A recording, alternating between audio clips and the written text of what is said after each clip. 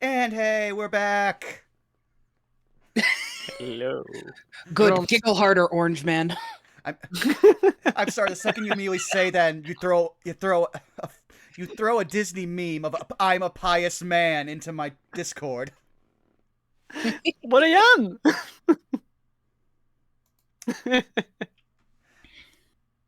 That is like Lorgar saying he is a pious man. It is technically correct.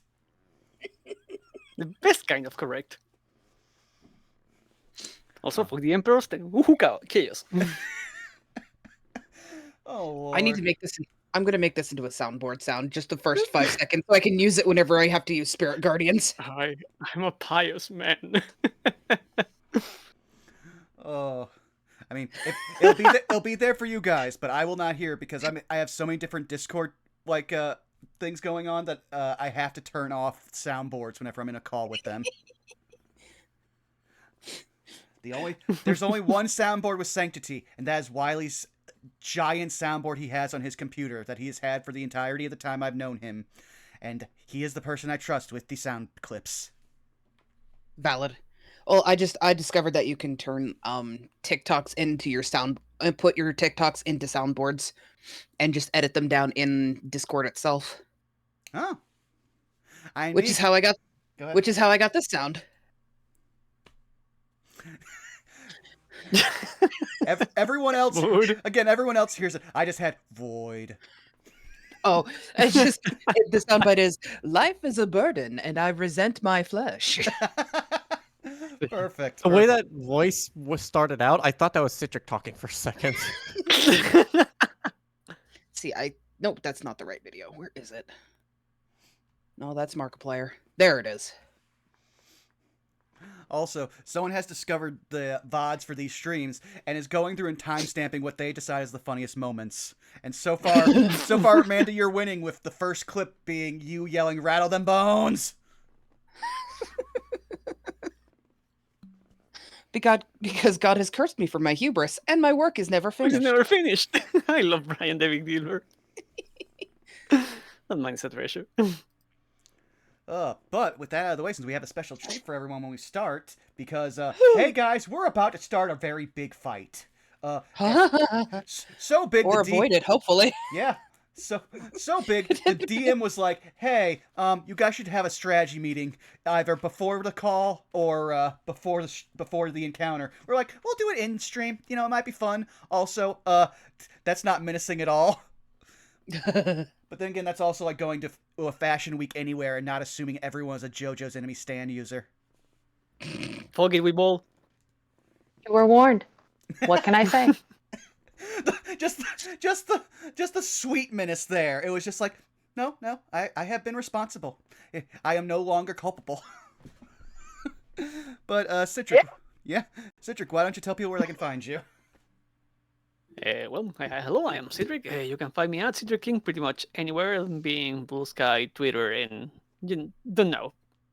Find it. I post stuff sometimes in there, and other than that, you can find me here playing Victor every Friday that we have a game. So that would be me throwing the phone case. Fine, the phone case all the way to Amanda. No, not the phone case. No. Yes, the phone case. No. I have one of those phone cases that keeps just shatterproofing your phone. Yet I shattered my phone. Hello, I am Mandaloo. You can find me over at twitch.tv/Mandaloo eventually, because I'm literally on everyone else's channel but my own right now. For now, I guess you can also find me over at the Burning Hell site and Blue Sky at Mandaloo Panda. Zacho, go. Howdy, you can find me at Twitch, Twitter, Blue Sky, all at Zacho Duo. We finally finished, after 8 grueling months, Like a Dragon Ishin, and we're immediately going to be starting Like a Dragon Gaiden tomorrow. We're going to try to possibly get some Spider-Man in today. Maybe. We'll see what's happening. But, we're resuming normal streamings. Thankfully, there shouldn't be any other big game releases for the rest of the year, so we have the rest of November and December to try to catch up on things before 2024 kicks off with Like a Dragon Infinite Wealth. let's see here. I also have some other streams planned, but that all depends on my schedule. Centric management. Saris, phone case is yours. Hello. I have a phone case now. Good thing that it will protect my phone. You can find me on the internet at either TXDXL or TixDixel, depending on the platform. I am here doing the art thing. I have the Ko-Fi. You can commission me. I do the arts predominantly recently for this stream specifically, but like I do in fact do other things. I promise. And then I do the DMing, which you're about to witness firsthand, I suppose, over on this lovely channel that we're on. Vaughn, your turn. Ah, okay. Well then, you've already found me here at twitch.tv/BurnoutVaughn. You can find me on YouTube, Twitter, I almost said TikTok. Never on TikTok. Never on TikTok. Never say never. I have lived this long. Let me be an old man. Oh. No. Let the young have your bones. No! I'll be cremated! Just to spite them!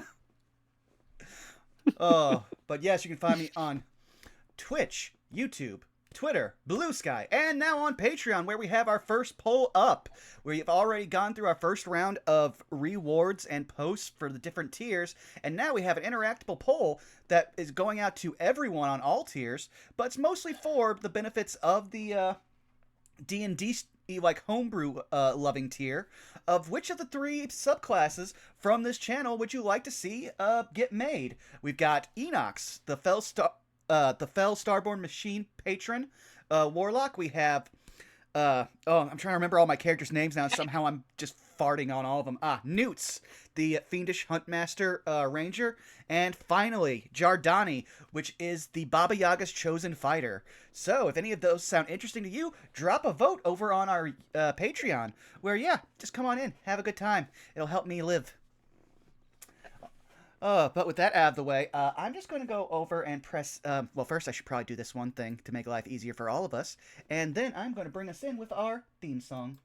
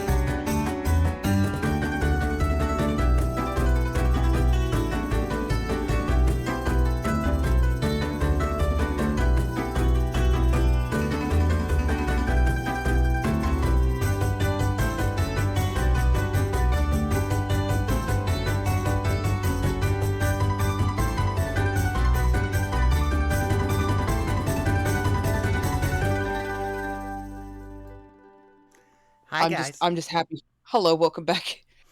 Hello. Also, Zako, thanks for the resub.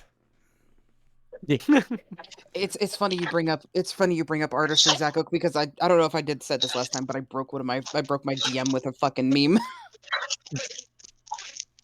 That is typically the best way to break your DM. Did I not share that meme from last time? Because it was really funny. Maybe? We share a lot of memes. It was the smiley face t-shirt meme. Oh, yes. Oh, yeah. Okay, good. Yeah, you did. Wonderful. I love that also, as soon as we were done, yes, we can see you typing, Saris. Guess what? It finally worked. Oh, what happened? Guess what? Uh-oh. I have Discord now. Yeah, you did. All it took was uninstalling and reinstalling the entire application. To be fair, that I think everyone's had to do that at least once with Discord, because I know I've done it. And this is how we know that the mic is working. Yep. Oh. Yeah. That was crisp. All right. Yeah. Got some ASMR for everybody. Yeah, right? Are you all ready to rock and roll? Well, Yeah. technically, I believe we started with that we are going to have a above game strategy meeting. But first, Oh, Oh. yeah. the recap. The recap. Yep. Whose turn is it next? It's Manda's turn. Yeah, because I went last time. Uh, I'm sorry. is there any way I can do an IOU on this one? Yeah, sure, you can phone a friend. Sweet. I'd love to phone a friend who'd like to who wants my inspiration. I will hand that sucker over. Fine. So, I am. Mhm. I have like 2 brain cells, and I just woke up. it is fine. Someone, please help me. It's fine. Here, I feel my back pats. Feel my back pats. I'm taking over. So last time on Districtly Professional, we finally ventured back into the maze, where we immediately saw that a new fungal button on the teleporter that took us to the Isits precinct had grown from where we tried to experiment with it. I'm trying to remember if we did press it and it took us somewhere. Okay, I will gloss over that as we then move on because we had to start moving carefully through the maze because we weren't sure how many more enemies were still inside of it. And while we moved slowly, we all bonded over crazily theorizing about this broken scimitar. This very broken scimitar that turns out after much investigation, and when we... actually, no, I can't talk about that yet because I'm going to go in chronological order. But it became very relevant.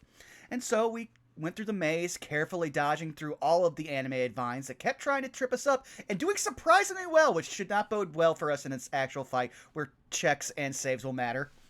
But, we managed to make our way all the way over to these 2 lovely individuals. One, which would be Milo, the guardian of the maze, as well as, I am just a sec, definitely not going to cheat, definitely not just opening Discord back up on my tablet. I'm a professional. Districtly Professional. Yes, exactly. Ba-da-da-da-da-da. Hey, they said the thing. I forgot that we turned the art tab into memes because we got... Yes, we found Lex. There was no we in this. And to be fair, every tab is memes. Fair. Doesn't matter what you label it, everything is memes. But that's where we Meme also is life. met our first Rakdos individual, Lenka. And Milo offered us a great time to have a rest, have some tea, some very, very good tea that we were glad that she gave us some bags for, as well as some information, because as we did, we were able to find the handle of the Himitar. Yes, the Himitar. Not to be mistaken for the Hermitar. Or the Shimitar. Or the Themitar. I was see, that's the thing. I said that, and my brain went to himbo. Yeah. Himbo. Yeah. Oh, but moving right along, and it turned out that this was a very special scimitar because it had been made by one Pyle, and who is now very miffed that someone had possibly stolen one of their swords and then had the indecency to break it. Look how they massacred my boy. Exactly. But moving from there, we decided to get some very interesting leads about some things that have been happening on the surface as well as down here. And some of us made some good connections. Some of us made some better connections, ? That's for them to find out later. But we decided that we were probably going to go in order first to the Gogari camp to rest for the evening because, oh boy, it's been a long day and it is like 6 p.m. now. Aside from that, we were then going to go to the... after getting a long rest, we were going to plan to go to Manda's barracks, so that way Ollie could go over all of her ledger, because as an Orhaz advocate, he would have a lot of experience with going through ledgers and finding inconsistencies or things that stand out. And I didn't know Manda was a character in this game. I am trying! I was not prepared for this! Listen, I'm sorry. Pyle has like a little human helper who helps her out. Her name is Manda. She does Your spiritual weapon's name is Manda? shit. Canon Look at her now. go. Look at her go. She's doing her best. Well, meanwhile, and then Ollie planned to take them all to his family estate, which until now nobody has known about. So there might be some things that happened there. But right when we were all about just ready to go, just have a nap. That's all we really want, a proper nap. Well, actually, no, this is going to be a big sleep because it's 8 hours. But then we heard a horrible sound that could be the creature of the maze, a kind of creature that we were warned to always avoid, always run from. In fact, it is culturally understood that if you hear it, you should run. Never encounter it. Unfortunately, some people without that cultural awareness are in the maze currently, and we think we also heard one of them get their arm broken and scream. So, that's where we are, because 3 of us are decent people, and one of us is a kid who's just like, do we really have to? Hey, Vaughn. Come on, boy. We'll get you some morals. Do you have inspiration? I do not. You do now. Thank you. Excellent. Wonderful. Thank you, Vaughn. You're welcome.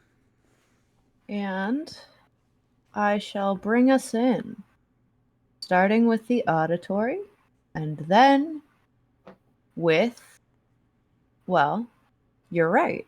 We do have to do a little plan. So, as we resume, the floor is yours. Okay, so our plan is definitely that we are going to try to extricate them as a priority, correct? Yes. Yeah, cut them loose from anything and get the fuck out. Alrighty. Now, I will say, Ollie is not great for this situation. He is good for debuffing things, occasionally buffing one of you, and then a bit of DPS, like being an all necromancy build without animate dead or summon undead limits my options quite a bit, especially since I don't want to get close enough to this thing to try to inflict wounds at 3rd level. Victor is a simple front line, and if we are targeting one thing in particular, he will be very good at being the main target. Hey, Saris. Hmm? I have a silly little question. I may have a silly little answer. So, technically, if Finn were riding Pyle, would he technically get fucking, what is it that rogues do? Fucking the stealth Sneak attack? attack. Say what now? Sneak attack? Yes. No. Damn. However, what I will say is this, is that he has the ability, dare I say it, to A, help you if he chooses to take the help action because you are technically within 5 feet. And also, I will say that you could use Pyle to hide. Fair enough. Pyle is big girl. The only reason why I ask is because I'm like, in case we need to attack. I was surprised. Well, it depends, right? Because I believe well, actually, now that I think about it, hold on. Let me read rules as written here for a second, because that I may backtrack here for a second. I may change, because I'm thinking about it for a second, and I'm like, well, maybe. Could always just rule of cool it, because Pyle is 7'5" and carrying a huge shield. Actually, you would get. It says you. So all it says is that you would not need advantage for it to count as having sneak attack. So you could get sneak attack on that. Yeah. At the very least, if Finn is within Pyle's carrying capacity because he has a really powerful build, because being a centaur, she should be able to move carrying him without any issue. Yeah. I mean, I would realistically believe that Pyle could easily carry both Finn and Ollie at the same time with 0 issue. Fair. Also, Well, ignore this. I just had to test to make sure that I programmed this right. All right. Valid. While a tempting offer, Finn isn't necessarily going to look for damage because he's not trying to beat this thing. He's just trying to his ranged options here. If what I'm thinking is going to happen, I'm probably just going to be shooting that stuff to cut people loose and then cutting ties and running. Valid. It was mostly just a question that I was wondering about because I was like, in case that comes up. Fair enough. Yeah. As I said, my main thing is that my first turn is going to use up all of my actions and do no damage or provide any buffs. It is all for after that, and honestly, having up all of my options just for the sake of survival. So, no, my first turn is dead to all of you, and you don't want to be within 5 feet of me after I end my turn. As you just saw, I just forgot I'd never programmed that on my sheet. So I have to share this above game because my husband is laying in the bed trying to take a nap, and he heard my question. He DMs me, he goes, "What you have to do is have the wizard ride your back, and you have a mobile artillery platform." Honestly, if this was saved by the spell, At that's least- what we'd be doing. At least I would assume that by now, after every combat we've had, like you will see Victor do pretty much the same he has always done, like run on 2B front line. Yeah, and plus Pyle is basically midline. She's basically a secondary tank. So I guess her being the most useful thing that she can do is to run in, grab somebody, or multiple somebodies, and get them out. Mm-hmm. So I'm gonna stay off your back so that you can do that. I will say this, for the sake of getting out, I just remembered something. Let me just check how many that this will cover. Gotta remember do. Oh, this will only cover 2 people. But hey, so cards on the table, I can make 2 people invisible, if need be. Not me. Might be the handy to rogue. use that on the might be handy to use that on the people trying to run. Yeah, True. I'm just throwing it out there. I only just remembered it. I've got a free cast for myself because Shadow/Spirit touched, and then I can throw it on somebody else. And because I'm a warlock, that becomes a 3rd level spell. Fair enough. Thought I'm gonna DM you something. Go right ahead. Something that could work for you story wise.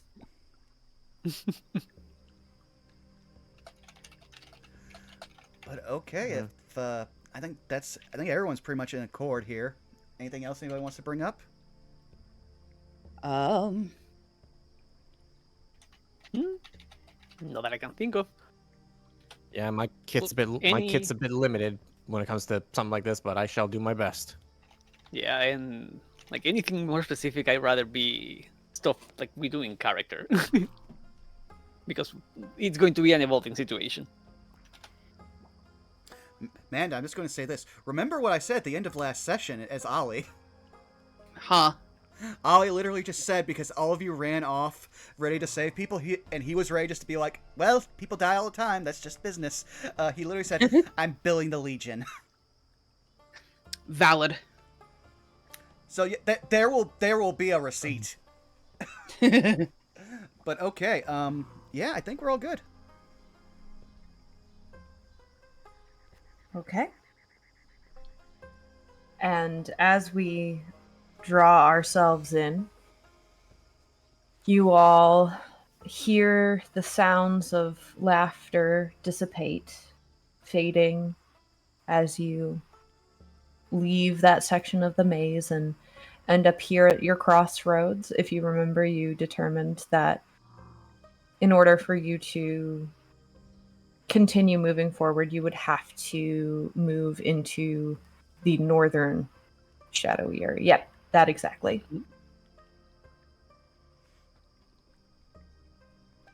I'm gonna laugh if the spot right here actually does just connect with Milo's little, like, coven, so they immediately like leave. Oh yes, thanks for tea, lovely time. They immediately see booking it. Someone's going to die.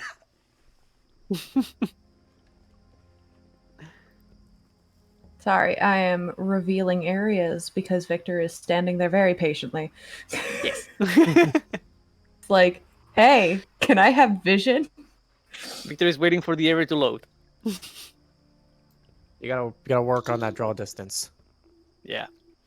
Listen, Hey. Silent Hill fog does like wonders for stuff like this. Keeps it atmospheric, like. I don't know. I like it. Or you could be like the RE2 remake, where occasionally you open a door and the world hasn't loaded, so you have to close the door and turn around. No, I think that's what's happening right now. The like maze Silent- just hasn't loaded yet. It's like Silent Hill. The fog is just a loading screen.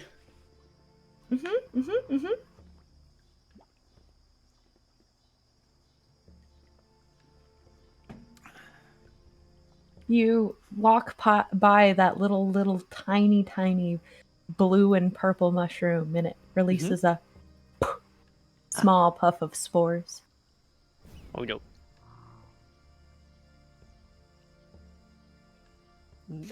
Victor holds his breath. I had an Toss. intrusive thought. I'm going to ignore it. No, I have to hear this now.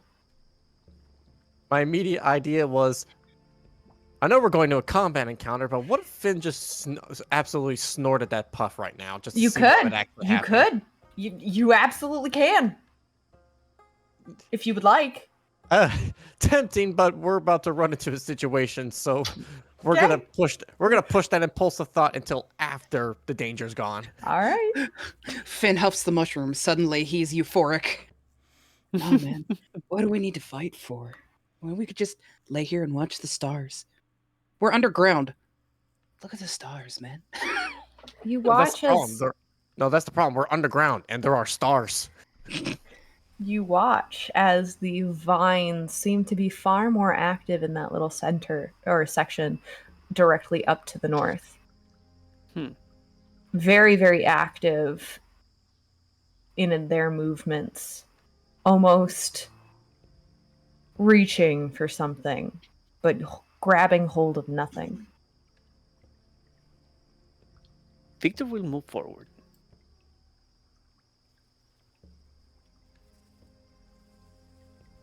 Oh, this is fun. Okay. You have 60 feet, right? No. Yeah, 60 feet of that dark vision. Sorry, I didn't mean to cut you off. No, it's fine. And Victor will look at the group and say, "Be careful. Things are moving ahead." Must be getting close to the fun. You do actually, in this moment, Finn, start to hear the sounds of combat growing louder. And I was right.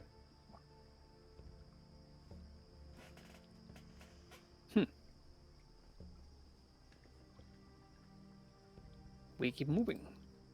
You see something way at the edge of your vision, moving, thrashing, with almost Raggedy Doll-like movements, with no grace to any of the, shall we say, shadowy movements you see right at the edge. There is something ahead. Be careful. You also begin to see, oh, come on, reveal areas, please. So, is Finn carrying the lamp? It's a great question. No one's turned the lamp on yet I'd assume since he you've was. returned to the maze. I believe we ran out with of the lamp. when Yeah, I we, gave you one of Pyle's torches. Yeah. Oh right, Right, that's what torch. we've been using. Yep.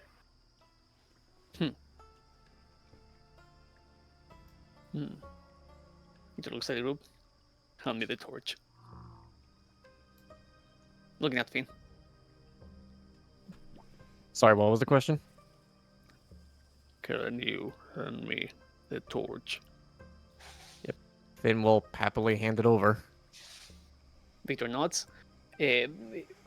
He's carrying the torch in his left hand and the shield on the right one. Which left hand? The other left. The ones that can carry objects. The lower ones cannot. Well, that just sounds like quitter talk. Listen, I can try, but he's more likely to break things with the other hands. You've emerged. Excellent. You come across a scene in front of you, where you see what appears to be some type of very unliving humanoid creature thralling and thrashing against a very familiar, very tall minotaur, fully equipped with a giant battle axe in his hand, and a shield in the other. Is in this moment, I'm actually going to swap our music. Oh. And I would like... Well, you see they're engaged. I guess my question at this point is, do you also wish to engage? Victor does. Then I would love for you all to roll initiative. Oh boy. Alrighty. Natural 1 for 2. All right, let's see. Come on, pile. Oh, 18. Let's go. I got a 7.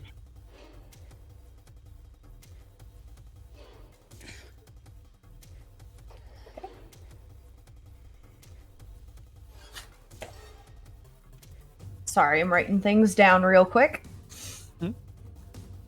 I will eat a natural 1 on the initiative instead of the actual important rolls. Okay.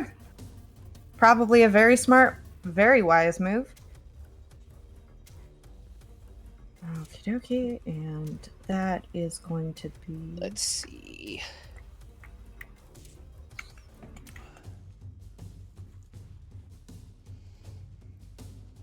Oh, that's really surprising. All right. Oh, Cool. damn it. Hmm?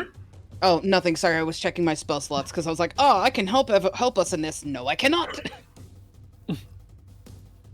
Sag. Okay.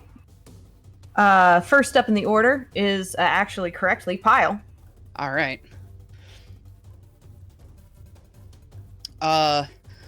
Is Roland alone?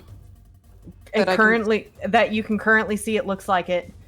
All right, so use this. Go 1, 2, 3, 4. Yeah, right about there should probably put me in fucking view of things, and for now, stay out of its range. There we go. Now I'll move here. Before you say anything else, I was actually about to ask, what do I see? how far is your dark vision? I think it's 60 feet. Free perception check, please. Okay. 9. That's fine. At the very, very edge of your vision, you see, of course, with dark vision not being quite like normal vision, shades of grayscale, you start to see the appearance of another figure emerge from around the corner, seeming to struggle against what looks to be, it's hard to see, but it looks to be a waving vine that's encoiled around their waist.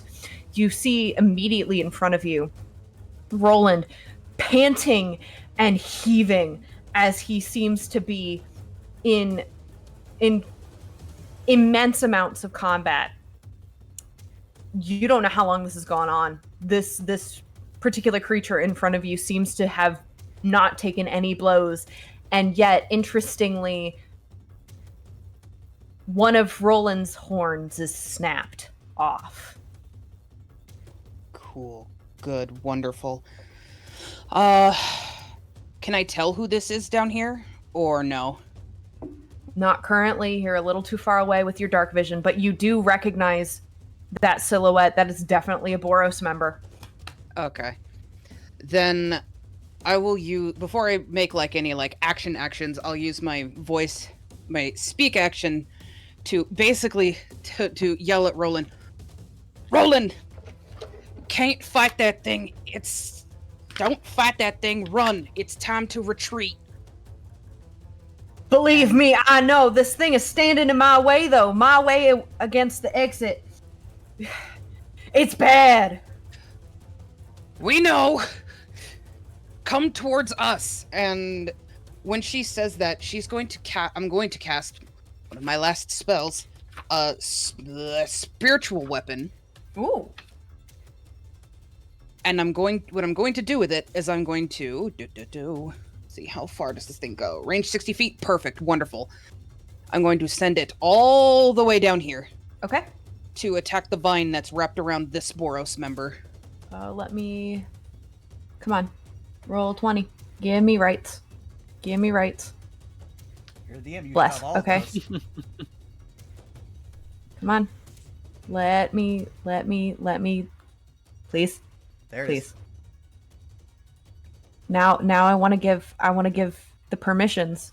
I want to give let me give permissions. Thank you. Please. There we go.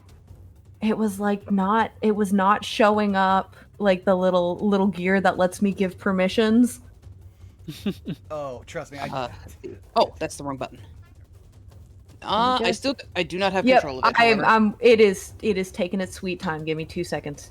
No, that's fine. All right, try now. Where's my mouse? Okay, yes, now I have control. Excellent. Let's see. And while it's doing that, where's the thing? That is not what I want to do. Don't want to do that either. Where is it? It's on the thing. There it is. Does 18 hit the vine? 18 does hit the vine. Wonderful. Yes. It does 4 force damage to the vine. And The vine is not broken. It is still hanging on.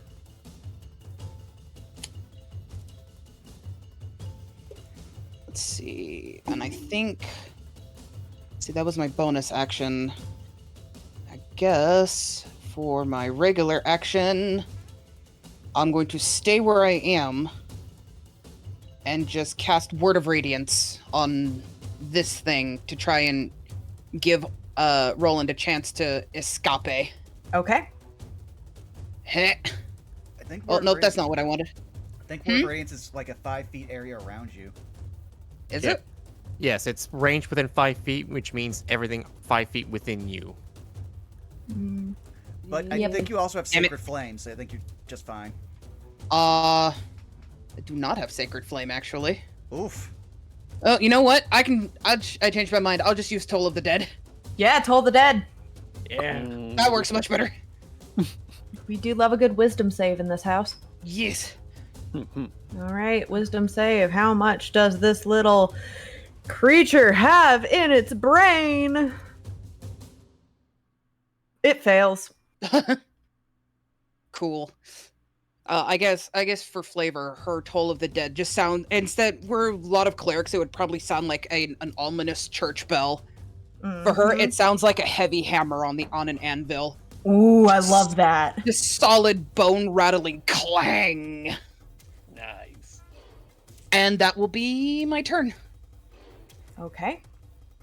We have next up in the order is actually you watch as he takes a deep breath.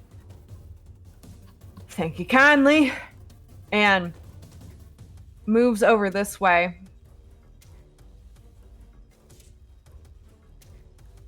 Is going to dart around the corner. He's going to stop there, now having line of sight of the rest of the party. Free action. He's going to look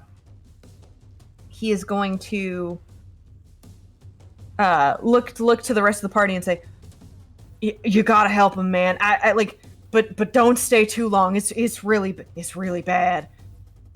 And what is he going to do?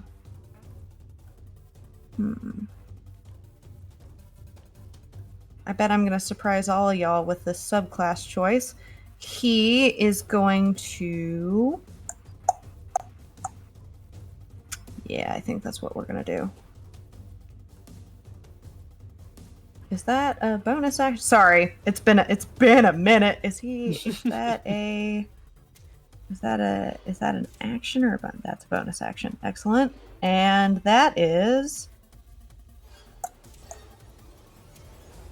that an action or a bonus action? Fuck, those are both bonus actions. All right, we got this. So, he is going to... You watch as he sort of stamps his feet for a minute. And you watch as he lets out like this loud and like very, very cow-like snort, except out from his nose comes steam as he unleashes incarnation. Oh. And you watch as, hold on a second, if Roll20 will allow me to, you watch as a second Roland appears from the smoke right in front of that creature. I am surprised. The best part is all this is happening far enough that Ollie can't see it. I know exactly what he's going to say when he shows up. And he, for a moment, is going to, you watch as the end of the line of steam leaves his nose, you watch as his head like falls backward, almost limp, and he actually like full on, his arms go limp and he almost drops his battle axe and his shield to the ground. And that is going to be his turn. Victor, it is your turn, and then it is the enemy's turn.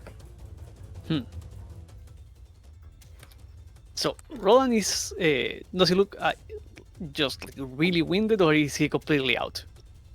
Go ahead and roll me an Arcana check. Will do.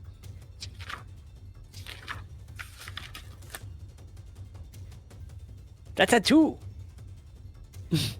You don't know.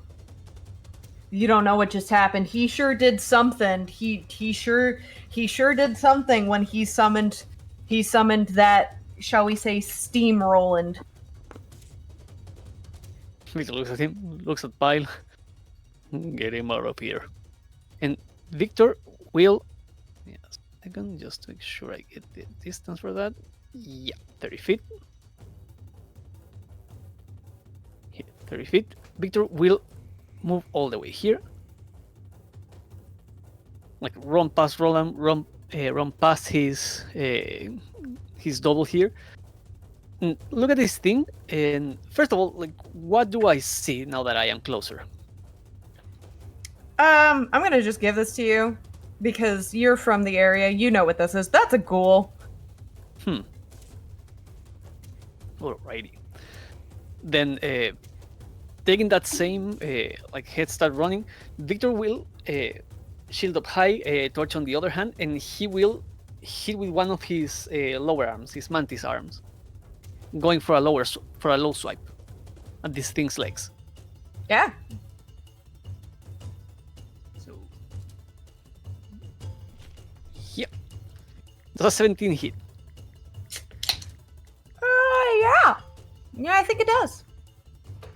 Awesome. So I want to use a superiority die now that I hit to turn that into a trip attack. Okay. So now the ghoul has to make a strength save against a DC of I have it here, a DC 16. Yeah, That's a 16. failure. Perfect. So I hit this thing and it is down. Let me roll the damage. It's prone, correct? Prone, yep. That is 6 bludgeoning, and I have to roll my superiority die. That is superiority die. Here it is. So 9 damage total. Okay. So it is prone, and because I hit with my Mantis Claw, I can now, with a bonus action, go with a free grapple because of grabbing appendages.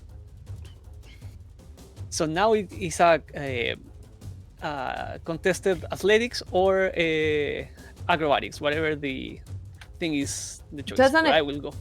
Does it? Let me double check something. Because it's prone? I should have the condition cards here so I can pull it up. Yeah. Yeah, 1 second. I got it up here too. That's Prone. A prone creature's only movement option is to crawl unless it stands up and thereby ends the condition. The creature has disadvantage on attack rolls. On attack rolls. That's what I was looking for. I wanted to make sure that it wasn't also on skill checks. You said athletics or acrobatics? Your choice. I am locked to acrobatics, but that's just fine by me because I believe aggressor does That's so athletics. Oh my gosh. Now, here's the thing that's interesting about this. Is even though that's a critical failure, you still your natural one is still higher than what I just rolled. So that's technically a success on your end. if you still want to roll it as a failure, I can use I have one inspiration to reroll. No. There's no reason. There is no reason for me to roll. Like, sure, I imagine you probably fumble it. That's not the most graceful time you've ever done this before. But what you need to understand is how low I rolled. Fair enough. Even though, like, sure, you probably fumble it a little bit. You probably look the least graceful you've ever looked in your life. You still succeed. The thing is, yeah. So Victor just ran at this thing and swiped down with his claw, and on the way back, it slammed it on the thing, keeping it on the ground. So now it is pinned there. That was my first attack and bonus action. I still have a second attack. For that, now that I have the thing in the ground, we established that dropping an item is a free action, right? I'm dropping the burning torch on the thing on the ground. I set your ass on fire. Okay. If you count it as an attack, I will do it as an attack. I mean, you're just dropping it. You know what? Here's what I'm gonna do. No, here's what I'm gonna do. Fucking, I have this Oh mental my image God. of Victor Oh just my dropping God. the torch. All right. Fucking Toy Story style. I don't want to play with you anymore. All right. Citric, Yes. roll me 2d6. Oh boy. Will do.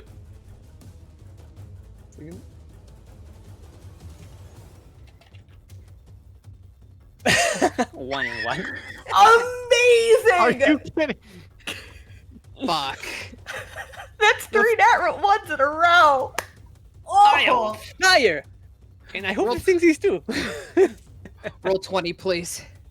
So you drop this thing. It does in fact light the ghoul on fire, dealing 2 fire damage.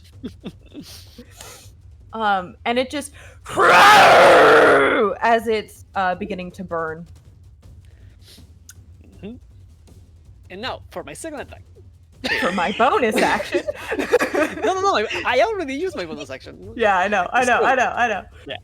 My free hand, Victor is going to go for his battle axe and hit this thing on the ground. The funny thing is, it is prone, it is grappled. I get advantage. Let's go. So, Oh my! Citric, please. Please reload. Refresh, my guy. Don't reload. I need a Read screenshot Saint of Mary. this. I need a screenshot of this. Hang on. We need a screenshot There's of this, no and then way. and then we need to send this to Thero because There's so, no so way. often does he do this on Twitter of, "Hey guys, this just happened. There you Having go. a great time in D&D.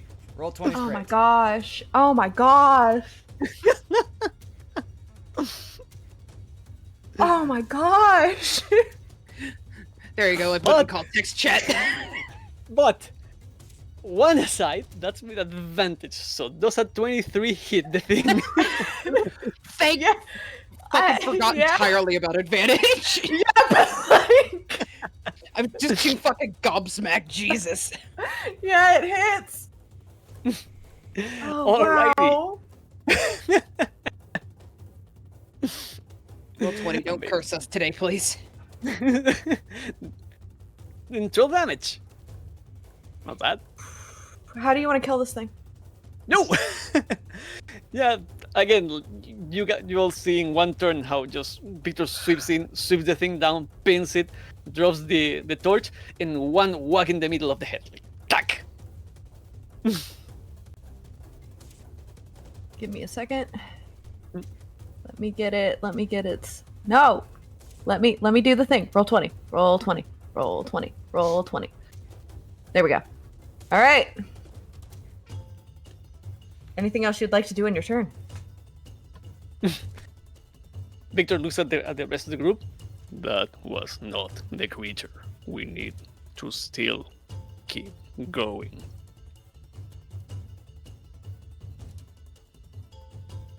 Are we able to respond, or do we need to wait for our You next can- turn? I was gonna say, I would say keep it short, like a sentence, but yeah. I guess Pyle will make a gesture will point down the way with her mace. There's more. But ways! Meanwhile, Ollie's all the way at the back here, and it is just the parable of the cave. I knew you'd at least get a Citric. Yeah.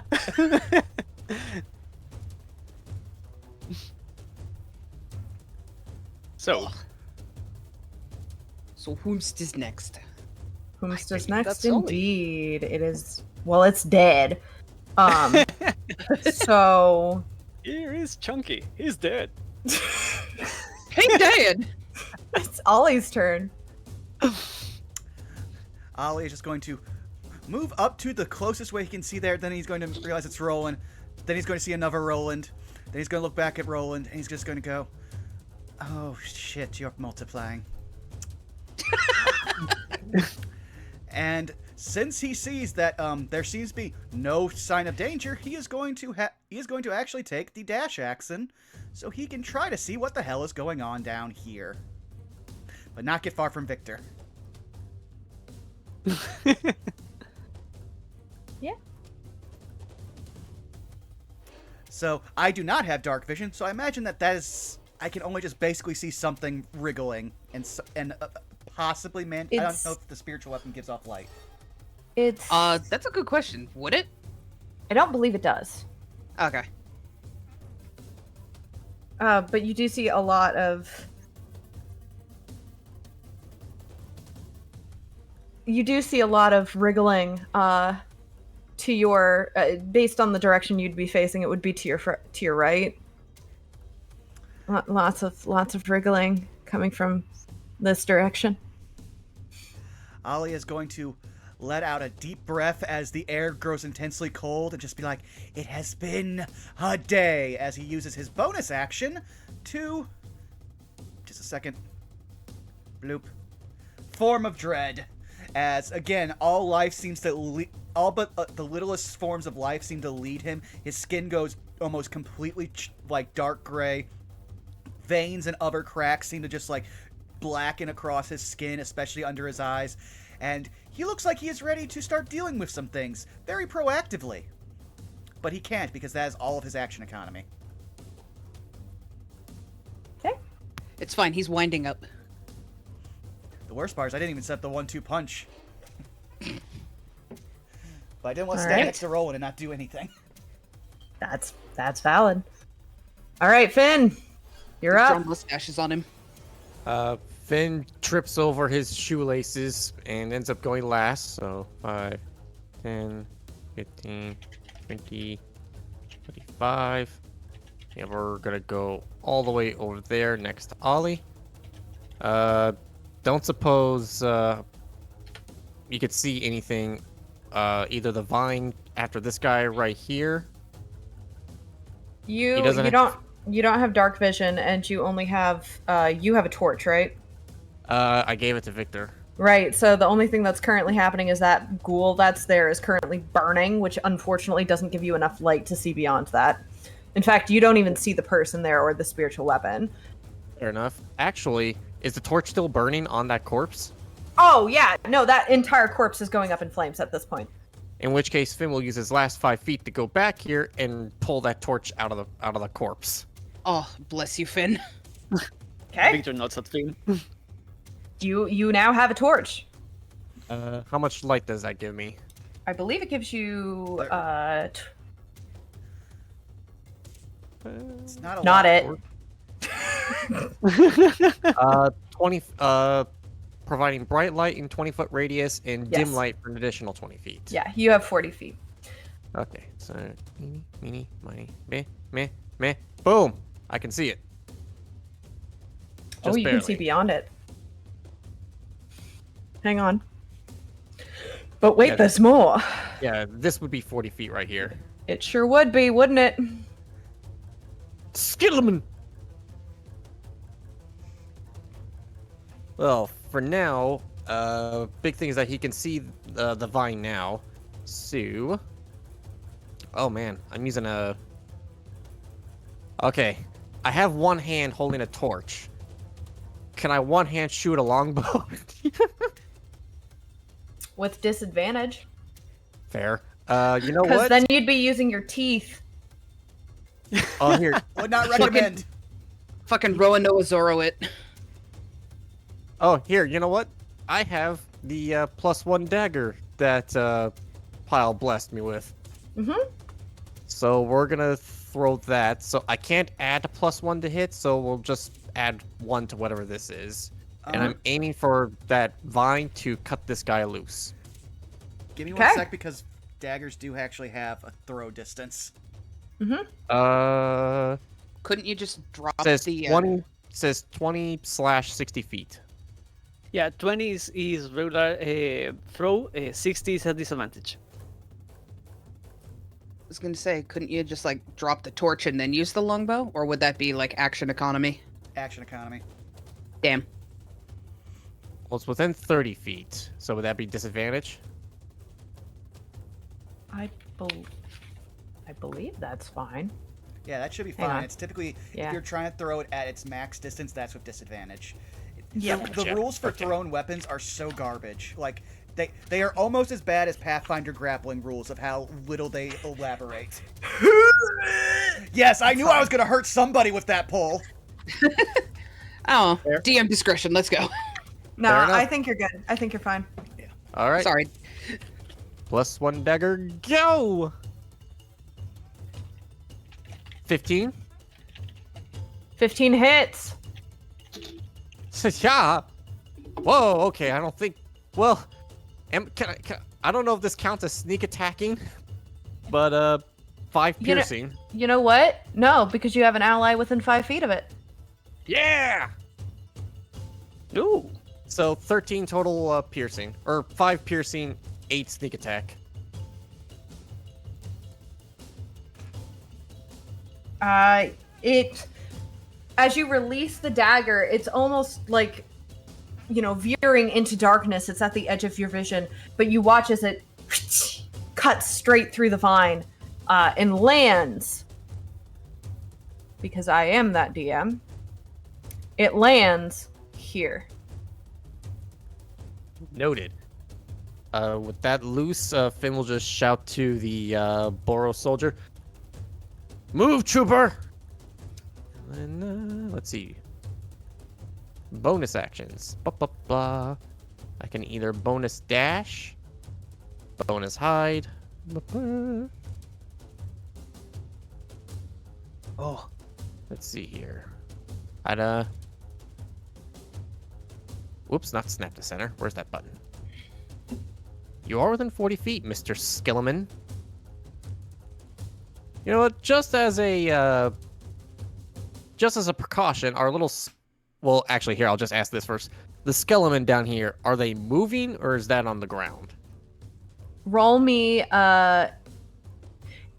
because of your distance, insight, but it's going to be with advantage. Or disadvantage, sorry. Disadvantage. Fair enough. Disadvantage. Hey, yeah! Soft point. Oh my gosh. That it's taking an aggressive stance, and it seems to actually be aiming at something that you can't see. Something beyond your field of vision. Okay, you know what? I'm not going to insightful fighting. I'm instead going to use my bonus action to do a cunning action and dash, so I have an extra 30 feet of movement. So that I can provide some more torchlight. So... 5, 10, 15. So that'll give me 10, 15, 20, 25, 30, 35, 40. So I have an additional vision further down. Yeah, you do. But I'm going to wait. I'll give you dear. some of it. Oh, that is not what I wanted to do. Stop that, Discord. Stop it. Stop it. Stop it. Roll 20. Roll 20. I said reveal areas. At this point, you see directly in front of you. Oh my goodness, please. Roll 20. Give me rights. Directly in front of you, you see a rather large but shorter than the one behind you minotaur of the more shaggy and black coloration, with what appears to be holding in I can words. I'm so sorry. Holding in his right hand seems to be a mace, and in his left hand, you aren't really sure what it is, but it seems to be clutching it. It seems to be about the size of his palm. It seems to be clutching it. But what you do notice is that a very ember-like light seems to be glowing from his hand. He has his back turned to you, but with you calling out for him to look alive, he looks over his shoulder and he goes, "Oh, hey, thanks." You also see a much smaller individual. You recognize this to be the monk of the party. Seems to be actively engaged, completely not even facing the skeleton that is looking at her. Seems to be engaged with something farther off into the darkness.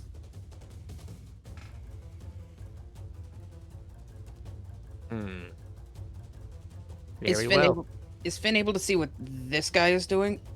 Or I guess the skeleton down here? Why is it not letting me do the thing? Oh, that's why. We already figured out that it was taking an aggressive stance, most likely towards this person. Okay, sorry.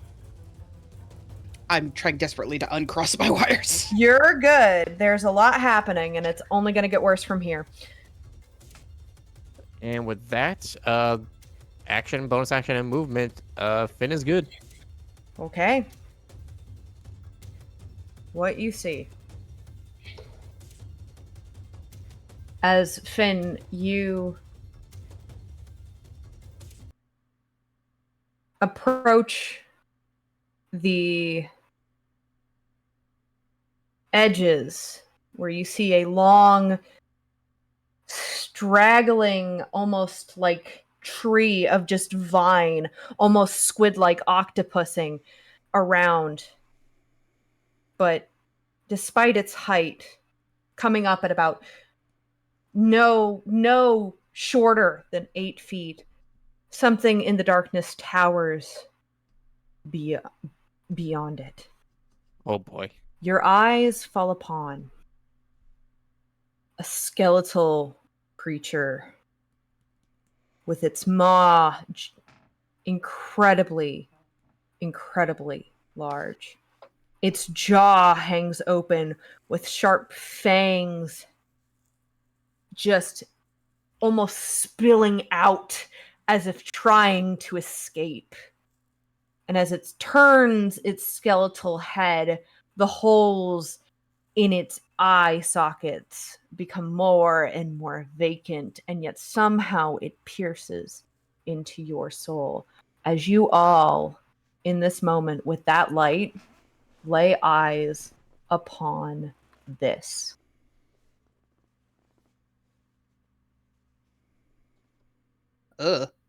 Holy. Covered in grime, in moss, in fungus, in worm, and in bug.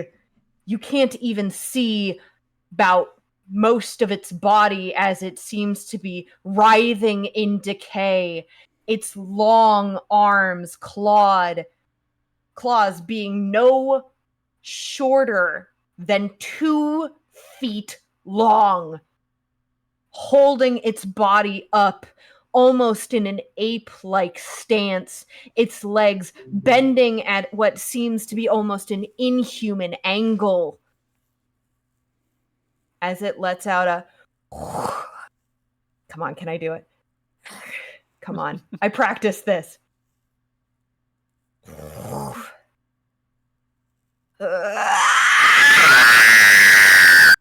Oh, Rip headphone Holy. users. Sorry for the headphone users.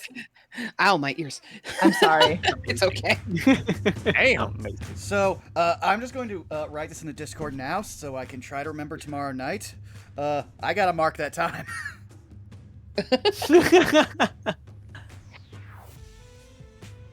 1 hour, 5 minute ish mark. 1 hour, 5 minutes, about 30 seconds, I say. For once, OBS is useful. for Oh tracking yeah, I'm in everything. front of this. Oh no. And now I will reveal it on the map. You're in Come on. danger. 12 AC. Let's go. Come on. Come on. Roll 20. Roll 20. Roll 20. Roll 20. The suspense cannot be more suspenseful. Let my players see the thing. It is not. It is choosing violence tonight. I don't know why. I'm so sorry, folks. Roll 20 is just being a sassy little thing. There we go. As you watch, Holy. one of its claws is actually in this moment over top of what you see. The individual that Pyle, you recognize that as a Dela, currently trapped underneath one of its arms, completely almost crushed, and you recognize in that moment that scream that you heard before is their team lead, the Paladin, being crushed. Oh, lovely.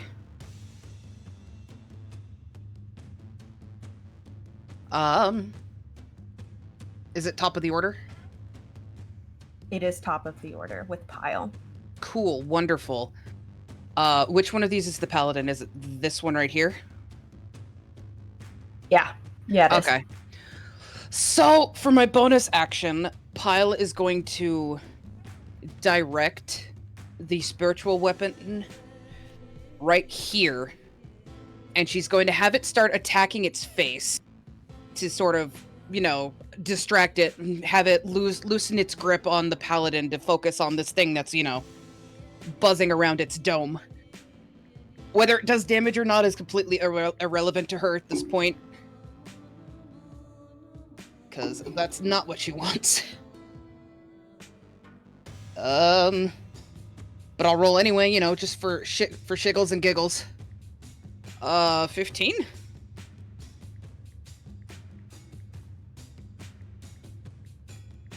Uh-oh. Can you guys still hear me? Yeah. Yep. Yeah, we can hear you. Okay, we sorry. Sorry, I thought my Discord was like, hey, I'm gonna force shut down on you again. Oh, you're fine. You're fine. But I guess I don't know if does 15 do anything, or does it You even- watch as it goes into swipe at the arm and clanks off of its bony limbs. A 15 does not hit. Bummer. That's okay. I mostly wanted it there as a distraction anyway. Let's see. And now I need to... How far can I go? 40, 50... I know it would help if I zoomed out of the map.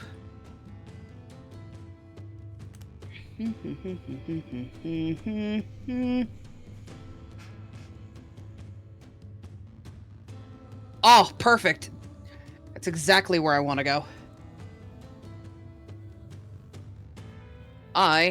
Pyle is going to move right here. Boop. And Is it still in its grasp, or does it look like Pyle can pull them free? It looks like it's still very, very clearly in its grasp. Like she is like underneath, being crushed by its hand. Okay.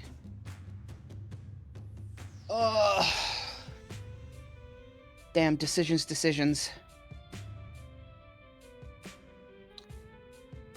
Alright, I will hold on. Alright, no, I'll hold on to that spell just in case. So, secondary question. Can both of them hear me if I use a speak action? Yes. Cool. Pyle will announce, announce retreat, or she'll... It's time to pull back. This thing can't be beaten. And I will use Toll of the Dead again. Actually, no. How close am I to this thing? Am I close enough? I hope it. I am. Damn. Never mind. Toll of the Dead. Bonkus. Nope, that's the wrong one. She's gonna... basically what she's trying to do is gain this thing's attention so that it lets... I can't remember her name off the top of my head. I think it was Adira? Adela. Ah. So that it lets Adela at least... It loosens its grip and look at the pretty pony! Look at me, I'm a pretty pony! Where is the thing? Wisdom. Oh, okay, never mind. They have to make a wisdom throw. They sure do.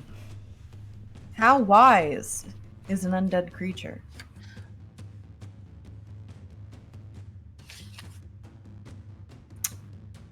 You know what they say? Meets it, beats it. Ha ha ha! Excellent, wonderful. Yeah, it passes it safe. Oh, cool. Uh-huh. Cool, I love that for us. As you, shall we say, let off this really, really loud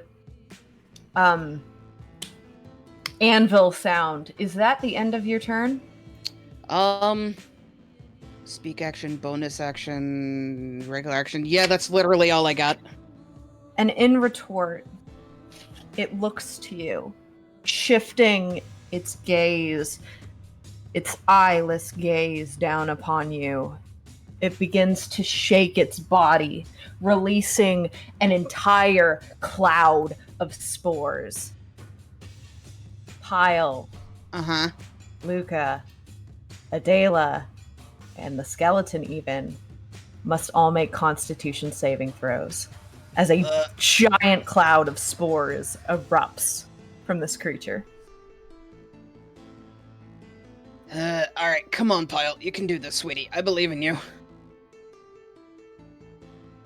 Come on, roll 20. Let's go. 8. As this eruption of blue spores emerge in the air, you try your best to inhale and not breathe any in, holding your breath, but unfortunately you do not find any success as you take 22 points of poison damage. Oh, fuck me. Oh, boy. That's very not good, guys. Just putting that out there. Can you imagine? Hold on a second. You said how much? 22 points of poison damage. Oh, cool. I love that for me.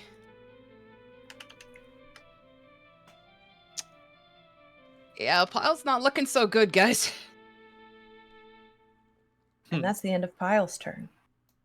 That brings us to... Sorry, looking at the new initiative here. Yeah, that brings us to... It's going to be Roland's turn. Roland is going to shout out, "You sure you don't need help?" Get out of here. Roger, Roger. Roger, Roger. He is going to book it.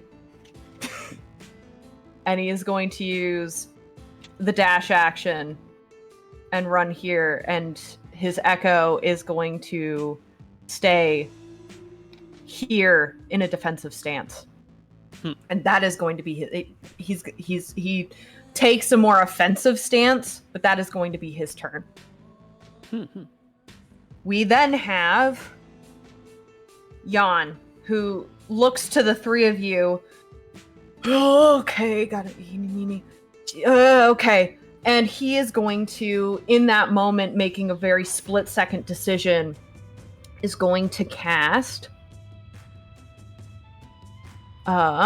Sorry, I've got a lot of tabs open here.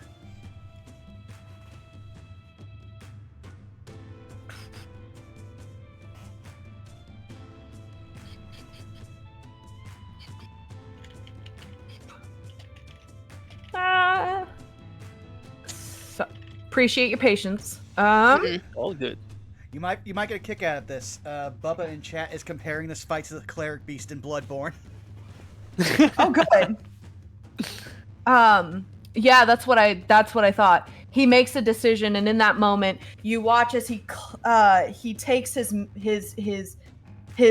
mace and he holds up. What you notice in this moment seems to be a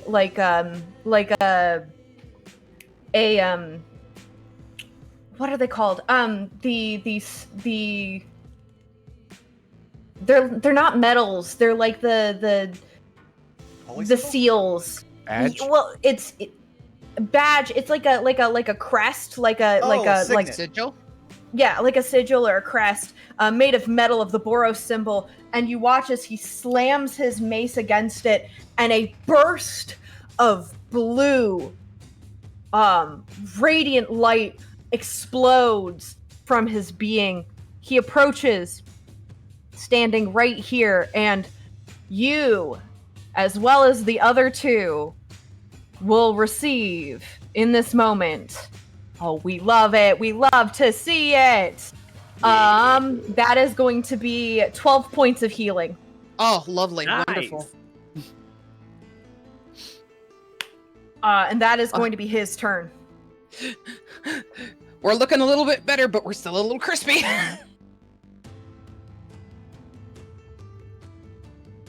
And then that is going to be Victor's turn. Alrighty. Just quick question. Mhm. This over here is a skeleton, right? Uh-huh. Okay. Second question, not immediately important, but the larger creature. Mhm. What size would that count as? It's huge. It's the Perfect. size of it's the size of an adult. Well, it's the size of an adult dragon. Is the way that it was described in the last episode. And to the comment that I made for Ollie specifically, it is the same height as I compared it, like to the T. This thing is, like I said, this thing is huge.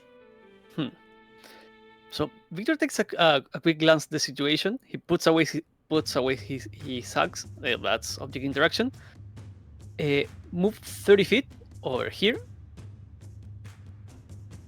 Okay.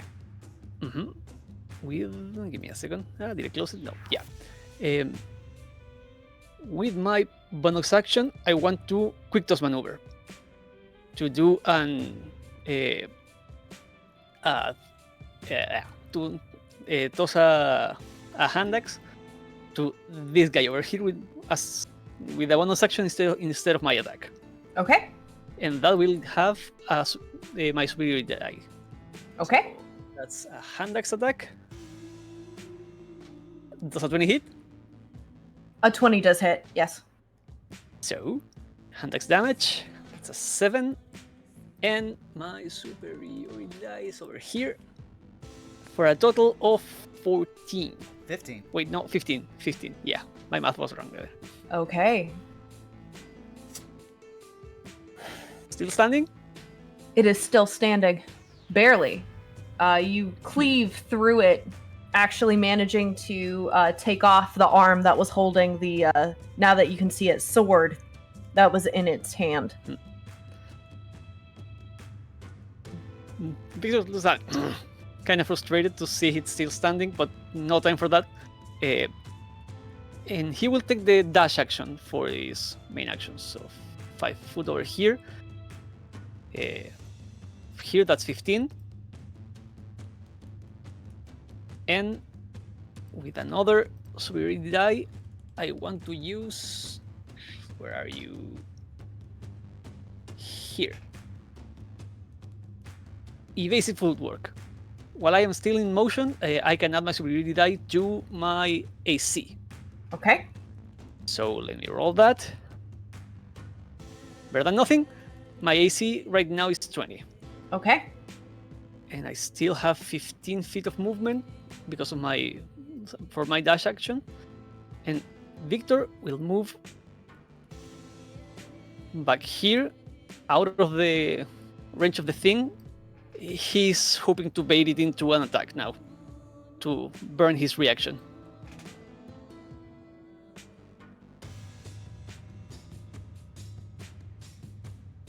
Does the creature attack? It does. Perfect. And I regret to inform you. I assume over 20? Yeah. Yeah, was worth it. You watch as it brings its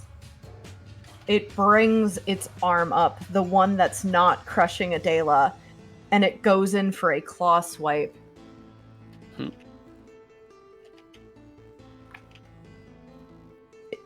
Sorry, I'm doing some maths. You're fine. Okay. As it swipes its claws, and like I said, these claws are like knives, daggers themselves, or even short swords for that matter, swipe across your chest. You take a whopping total of 23 points of slashing damage. Hurts. Okay. Yeah. Victor grits his combo of teeth and mandibles, like looks at Pyle and like the rest. Get out of here now. And he will walk back into the things. It's here or there, the like where I can stand to try to lock it in place. You can stand there. There? You can stand there. Okay. Fine. And that's where Victor is. I'm going to need, as you stand there, or as you move into that position, I'm going to need a dexterity saving throw. Oh boy! Will do. Oh god. Saving? Alrighty. That's a 12. You manage to just barely move out of the way as it swipes at your ankles. Taking no damage. Awesome. That would be Victor's turn. And at this point, the creature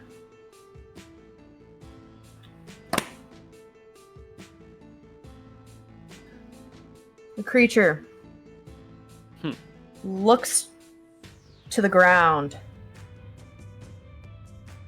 looks up to the sky, rolling its head back. And this is your volume warning. Okay. Oh boy!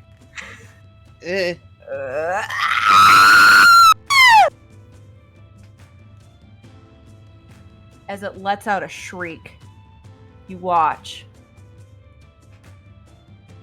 Now that I can actually give you a little bit more of vision of the area. Sure, I can start rolling down because the only thing I'm cutting off is Roland. You watch, as in this moment, lumbering out from the fog and the darkness, more undead begin to appear.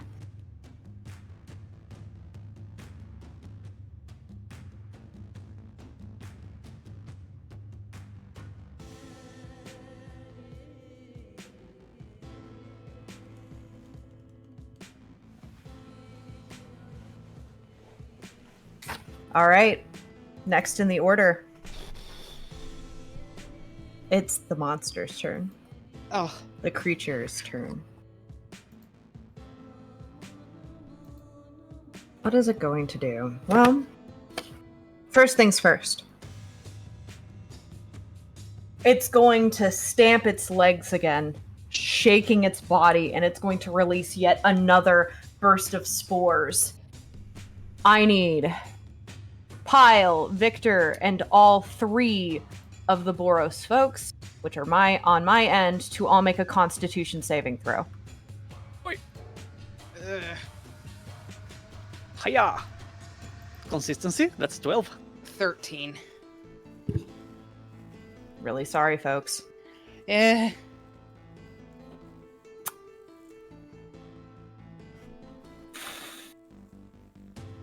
That's you got really lucky. That's only going to be 10 points of poison damage.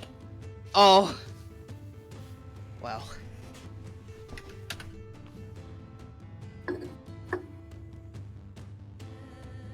It's then going to take its claw again, and it's going to reach out.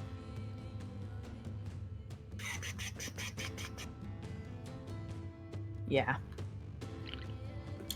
I'm under the assumption that a 23 is going to hit you, Victor, Will do. as it swipes its arm, hitting both Luca and Victor. Oh boy. You got very lucky yet again. You got very lucky. That's minimum damage. That's 11 points of slashing. Again, Victor.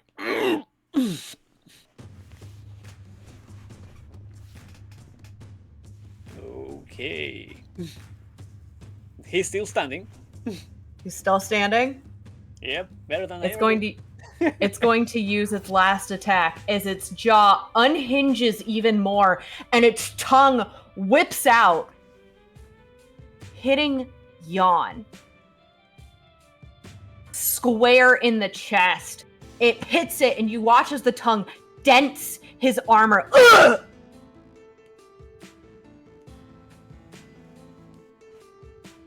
Ollie, it's now your turn. Okay, well then, Ollie is going to try to do something that will get this thing's attention. For better or worse.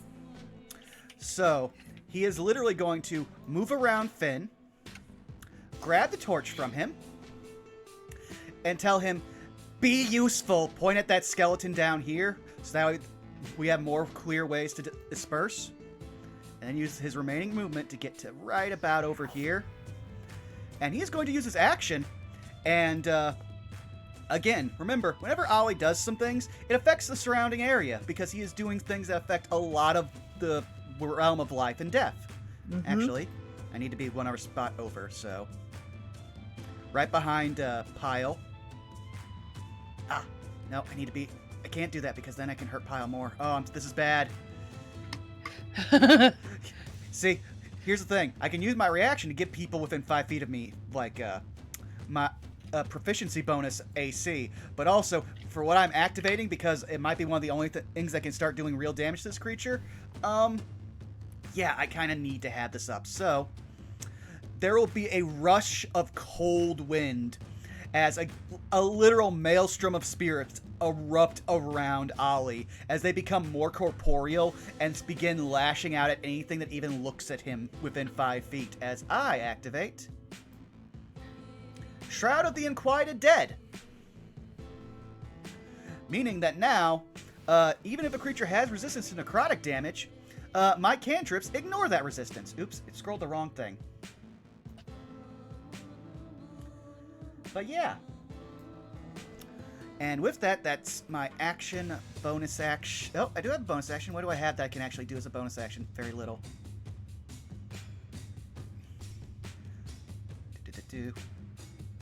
Okay. What are you? I think you're an action. Yeah, you are the most... Oh. That's all I can do for now. But basically, Ollie just summoned a giant wave of spirits of his own, is holding a torch, and is now dead-eyeing this thing as the second deadest thing here next to it.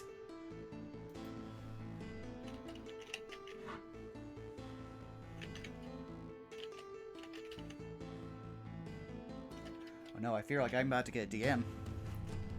Nope.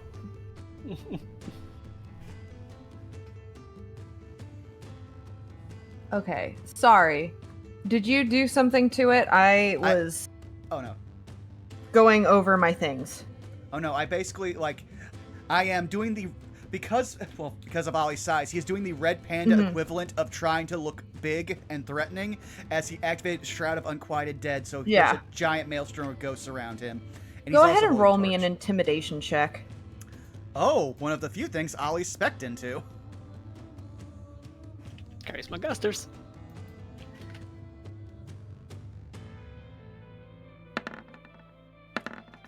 You know what? I'm feeling spicy, and I have it. I'm going to use an inspiration. Try to get a little higher. Ooh. Crayfish, let's go. Hey! Not bad. 22. All right. You'll see what happens on the respective turns. Yep. And that's all I can do. So it moves on to either our big boy, his friends, or Finn. I don't know which. The initiative has changed a little bit since the beginning. So we are on to actually the monk, who is going to... You said run. You ain't never seen anything like it. And Luca is going to dash action, but it's a monk. Yeah, he got the zoom. He's out. Peace. And you watch as, recognizing that she is going to take an attack of opportunity, you watch as she bolts, yes, the claws come and swipe her up her spine, drawing blood. Hold on. The creature should not have any more It reactions. just had its turn. Ah. It just had its turn. No, but It has- the reaction is for the whole round. It's the start of a new I round was- order. It's the start of the new round for the monster. Oh, my bad. Sorry. Yeah. It's got its reaction back. I'm sorry. Oh, you're fine. My bad. You're good. And while it does manage to claw at her, behind her, she leaves in her wake let me draw it out for you. A line of just frost and ice shards as the entire path of which she ran just becomes cloaked in ice.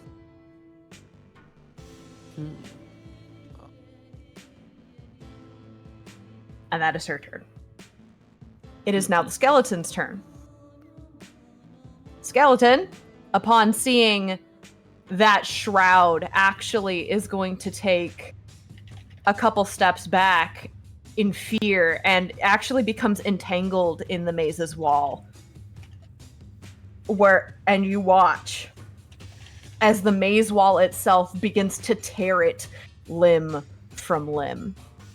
The skeleton is no longer an initiative. Motherfucker took my axe.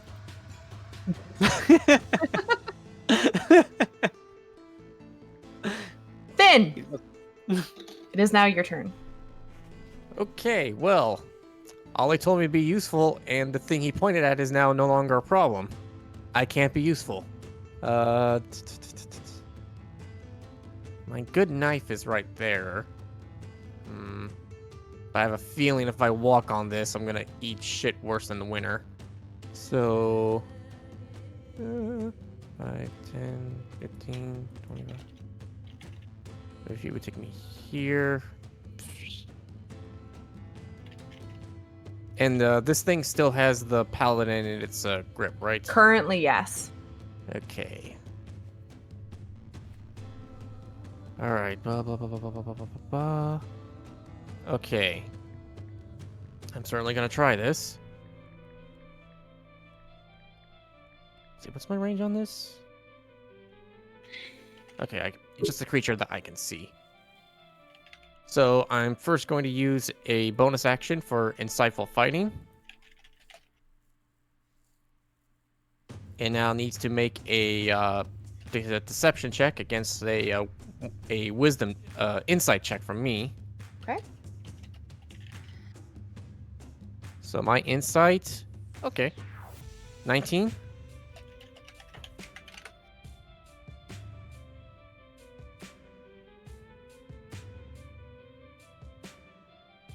I regret to inform you. No way.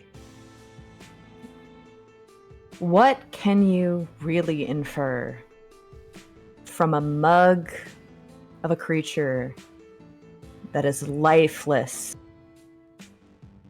What can you infer from a creature that makes no expression nor change in its demeanor? You cannot read this thing. The ultimate poker face. All right. Should bring him to my next card game night. Okay. In that case, boy, if I get close, that thing's eating me.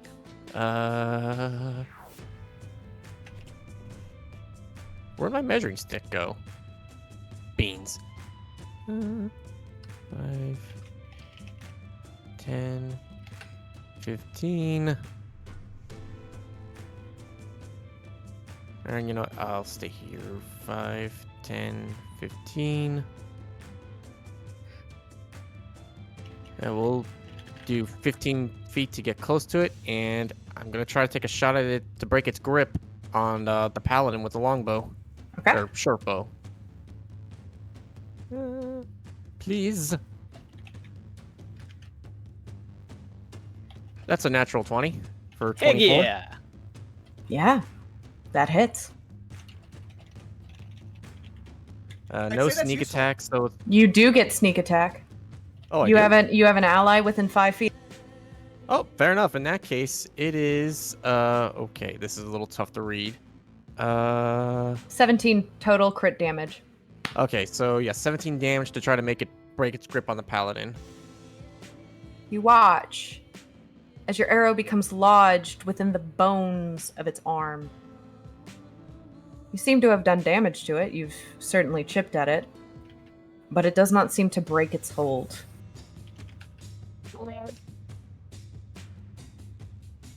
Oh, that's action, bonus action, half my movement.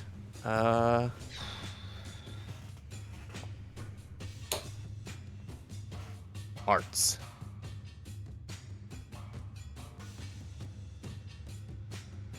And with all the other... yeah, I'm afraid I don't got much else. That's gonna have to be it for me. And as you lower your bow, it turns its head towards you. Uh-oh. The sound, you immediately next to it, Victor, can hear the sound of creaking and popping as it turns its head. It lowers, unhinging its jaw, and its tongue sweeps out, trying to hit you like a whip. Oh, no! That's going to be a 19 to hit. That will absolutely hit. Okay.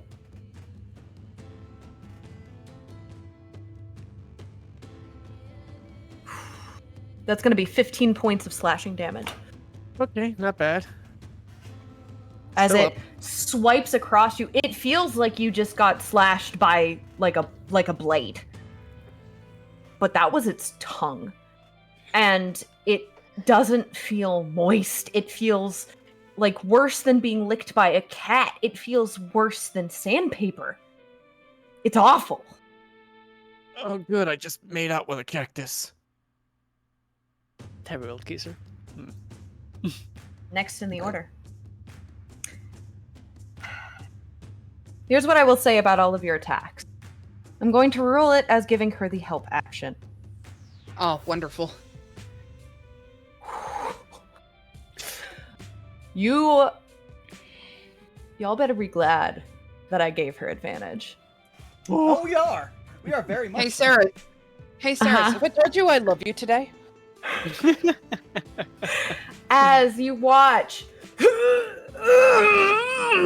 Is this beefy hulk of a woman, bloodied and bruised, eye clearly blackened, plate mail almost ripped, and I do mean plate ripped to ribbons. She pulls, pushing the claws like a deadlift over her head, and throws the claw off to the side. We need to run. We need to go now. We have no time. Come on. Pyle very weakly waves her hand. Come on. She is going to disengage. Sorry, you were gonna say something? Oh no, she was just responding with "Come on" and waving her hand because Pyle looks like shit. Yeah. She is going to use her disengage and use her movement. And then I don't know if she has any bonus actions that aren't a smite. Let me double check.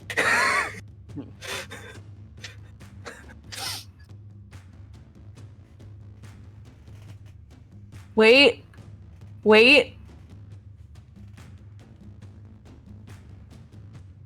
She does. I'm gonna roll a cool this if you don't mind. Oh, please. As she gets up,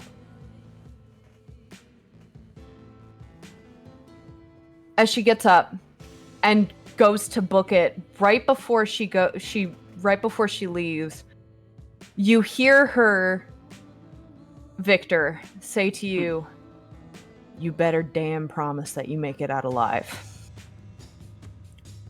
Victor just nods. And she's going to touch your mandibles and cast magic weapon. Ooh. Until the spell ends, which is concentration. Your battle axe, shall we call it? I think that's what you've been using your claws as, right? No? No, there are two different things. The mantis claws are a natural weapon, and he also has his battle axe. There you go. Yeah, she's going for the closest thing she can touch is your claw. Mm-hmm. So she casts magic weapon on your claws for the next hour, as long as she has concentration. +1. Ooh. And that's going to be her turn. Now,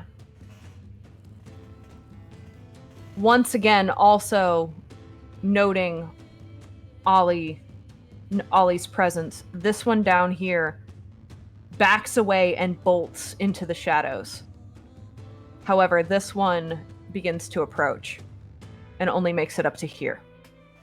The other one also begins to approach and makes it up to here. You know what? Having that amount of ads, I'm happy. Okay.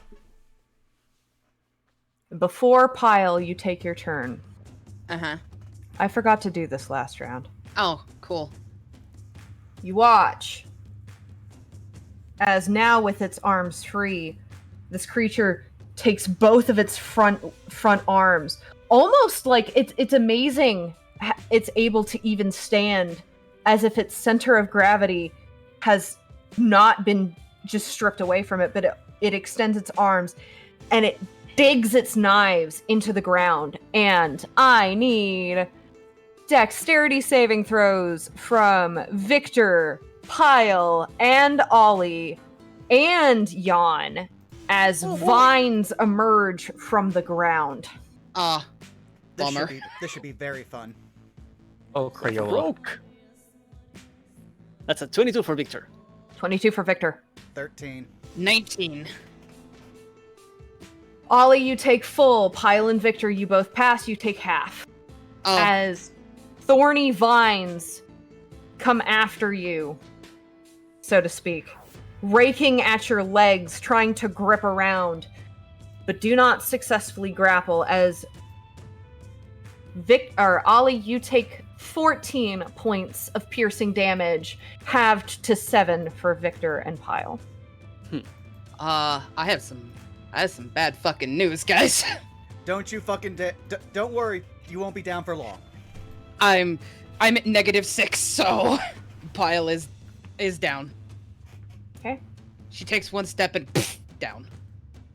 And it is your turn, so I will need a death saving throw. Pray for me, y'all.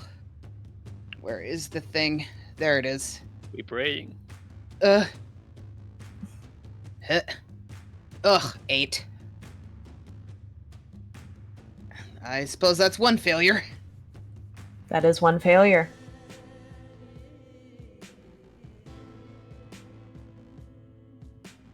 All right, next in the order. That would be Victor, right? Nope, it's Roland. As Roland all the way off screen goes, I don't like the sound of that. Y'all good down there? Should I come? But I'm gonna need free perception checks from all of you because of his range. Fair enough. Pyle, you're unconscious. I'm sorry. Yeah, no, it's fine. But now you do it. Oh, man. Both sides. Baby, come back. Victor, Ollie, you kind of hear him. He's really difficult to hear. You only get a couple words out of him. But Victor, you're on it. Your senses are keen. You hear every word coming out of this man's mouth. Yeah, and Victor, for his part, again, like he speaks low, but now he will scream at the top of his lungs. Pyle is down! Oh, shit. Should I come? I'm coming. He's gonna use his dash action to come back over. He does the fucking Cracker the Chance of Meatballs run.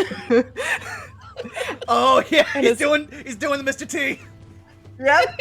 And his echo also re-emerges, and that's his turn. It is now Jan's turn, which he's gonna use his bonus action. And you know what's phenomenal? Is you are all within range.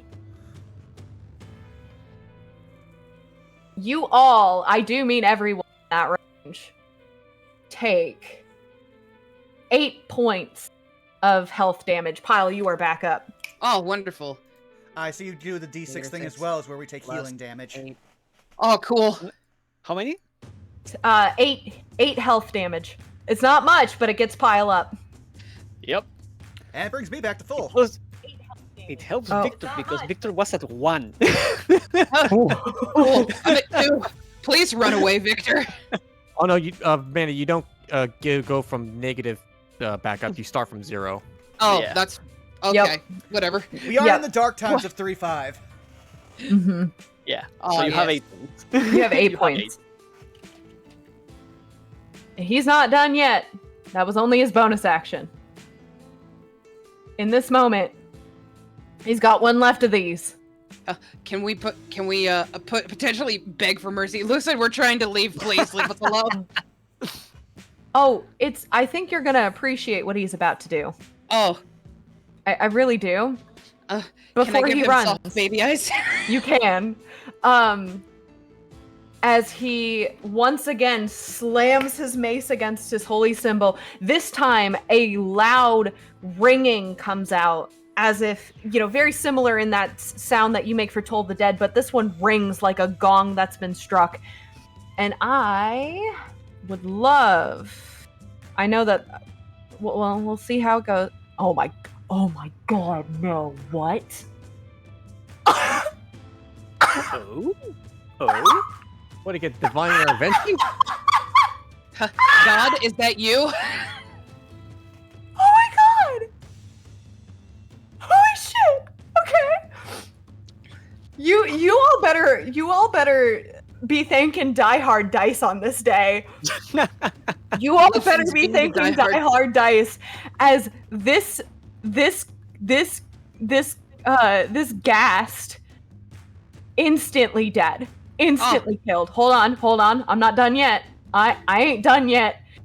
There is more. There is so much more. But wait, there's more. This one succeeds and just kind of like like twists and turns its head like it's resisting something.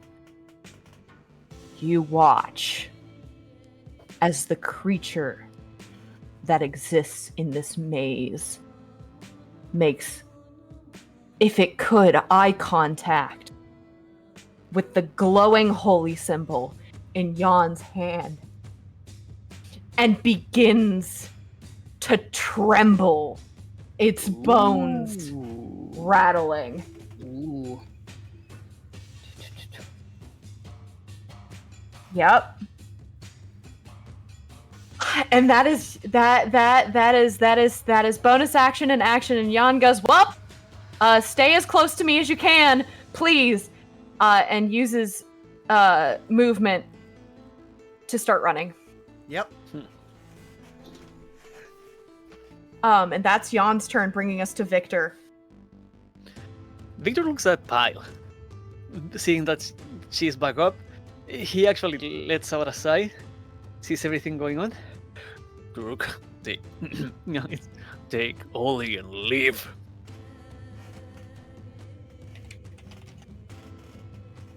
And No, so no, nothing. You just get a soft sort of painful grunt as she fucking rises, and just that sad sort of horse limp. And Victor looks at the creature and the remaining ghoul, and he will. Give me a second. Where is it? There you go. First of all, second win. Love to see it. Mm-hmm. Where do I have it? Yeah. He will heal for 6, not much. Something. And he will use his object interaction to drink the health potion we got last session. Oh shit! I forgot we had those. Smart. All of you took yours. I took the health die, the hit die to recover. So that is 44. So where are you? There you are. 44. 13, not bad. Plus 4. Plus 4. Oh, right. It's a 44 plus 4, so you've got plus 17 on there. Yeah, thank you. So that's 23 total. Mm-hmm. 21. No, not 20. Wait, not 17. Yeah, with Sorry. the second win. With the Si, second si, win. si. Yeah. Mm-hmm. 17. Perfect. So just the math here to see my health points. And okay. Yeah. I'm back over half, so that's good. And I have a decent health pool. Now. So far, that's been object interaction. Bonus action. Oh no, if I do, that's my last superiority die. You already used a bonus action. And no, I have then- not. That is object Yeah. interaction, and second wind is not bonus action, right? It's on your turn. You can use a bonus action. Yeah. Ah, You're thinking right. of Sorry. action surge, which has no action economy like specificity. Yeah. You are correct. But I am going to use that one. Yeah. Yeah.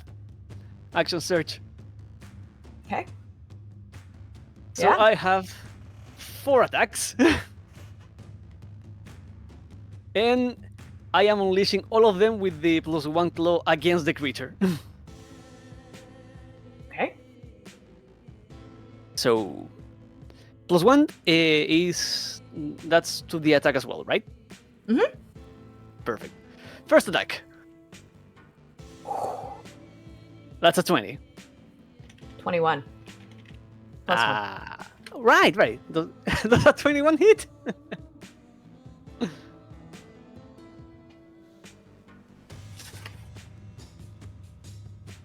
Meets it, beats it.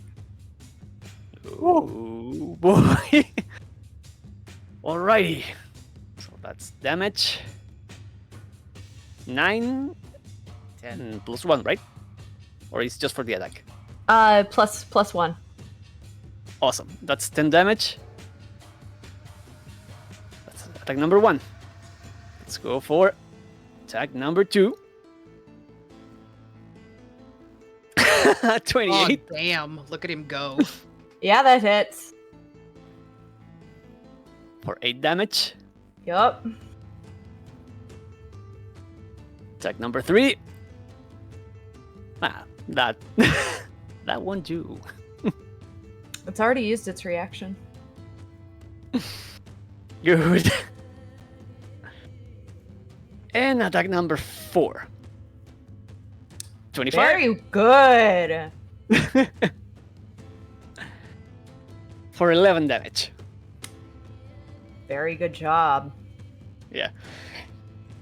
So you'll see basically Victor again, like puff up, get a health back, down a potion, throw it on the ground, and wail against this thing. I'm just imagining that one shrimp with the big claws. See, I'm seeing a Beyblade. Yeah. I'm just seeing Randy March. And hear no bell. And since Actually, I still guess we have, did hear a bell. since I still have my movement, the creature has no reaction. You said so. Victor is going to close the exit of, like going to block the path of the ghoul. And again, look at Pilot and Ollie. Get out of here!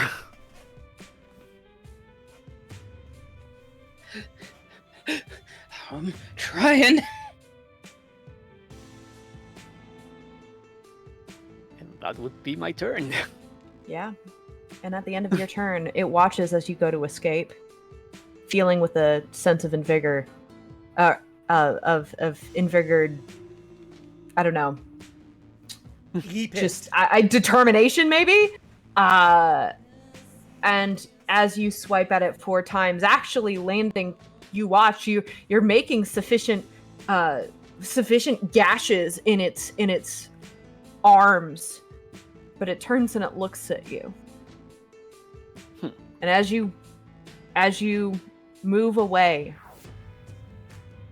it flicks its tongue out at you like a whip. Oh boy. Does a 21 hit? It does. It does not, because at that point, spirits are going to fly around you as I use my gift of the House Bedford to increase your AC by 3.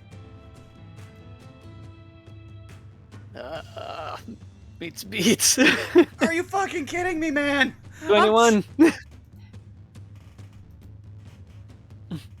You know what? We'll make this interesting. I'll be a nice DM. Ollie, Mm-hmm. roll me a flat d20. Alrighty. I don't usually do this, but this feels like an appropriate time to use this.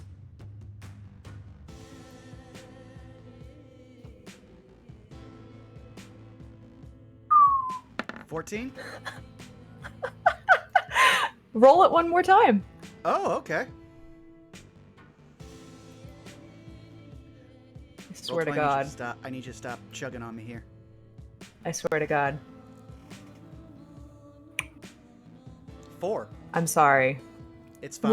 We tied the first time, but I beat you the second time. I'm so sorry. Unfortunately, this is going to hit Victor. Mm-hmm.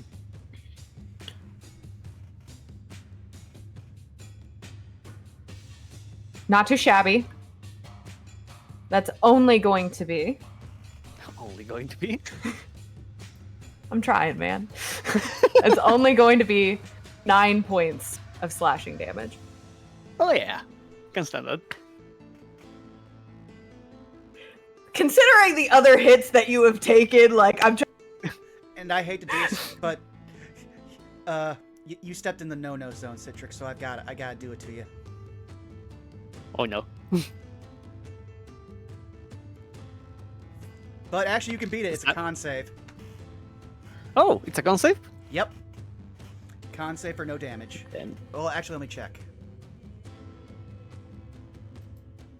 And see if it was start your turn or We'll end look. your turn. what's the DC? 14. That's damage. Yeah. It was damage or no. I feel so sorry, but the spirits kind of feel like you dropped the ball, they tried to save you, now they're taking back the debt. You're fine.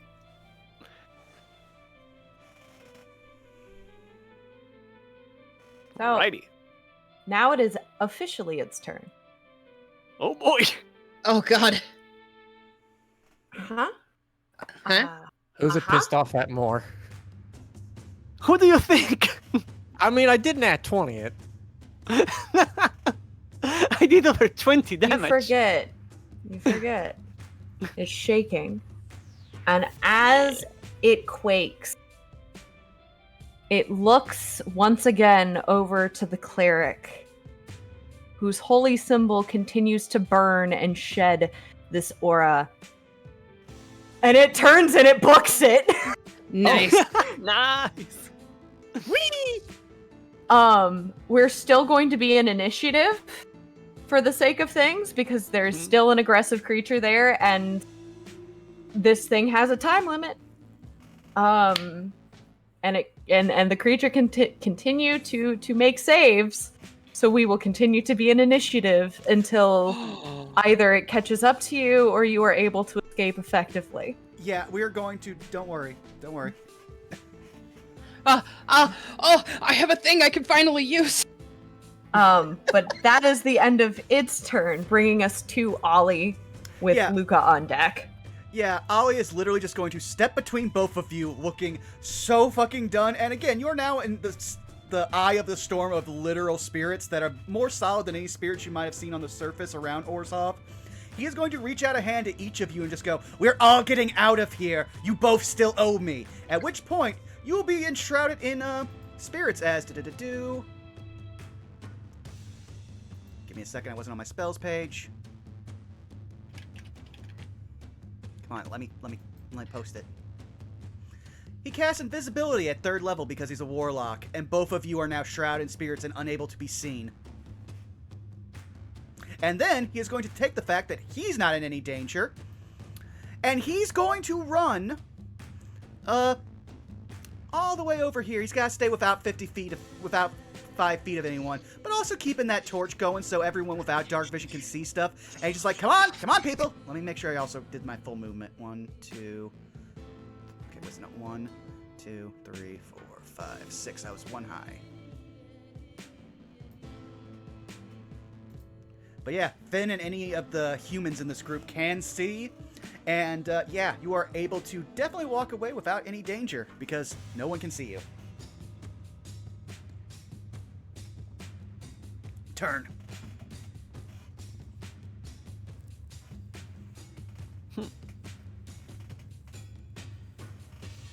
Alrighty. It is now the monk's turn, Back. Sorry. as the monk is actually gonna stand waiting there going, well, come on, guys, come on! Before sitting there thinking about it going, oh, wait, and continues to not dash, but use movement to leave. I'll And say that you is- make it so easy. And that is gonna be her turn. Skeleton is dead, so it is now Finn's turn. Once again, the intrusive thought: could I go faster if I slick against this ice? Roll What do me roll me a dexterity saving throw. I was kidding. But bonus action dash. Or you know what? Yeah, I don't want to stick around. They're both. Vin just sees his friends pop invisible, and the one left standing there doesn't want to attempt anything else. Bonus action dash, and we're going the full 60. 5, 10, 15, 20, 25, 30, 35, 40, 45, 50, 60 feet. Zoom. Okay. Just gone. Just gone? All right. then- And You know what? Just for action, just in case, we're gonna use the hide action just to Okay. stealth ourselves a bit. sure. Oh yeah. That's a 3. You sure are hiding in plain sight. I just grabbed a bit of bushel from the ground and using it to hide my face, like no one sees me, no one sees me, no one sees me. You just put your hand up next to your eyes. And that'll be turned. All right. Adela is going to beeline over this way, avoiding the entangling vines into a full dash, and is going to get all the way up to here and is going to like gasping for air, just take a minute.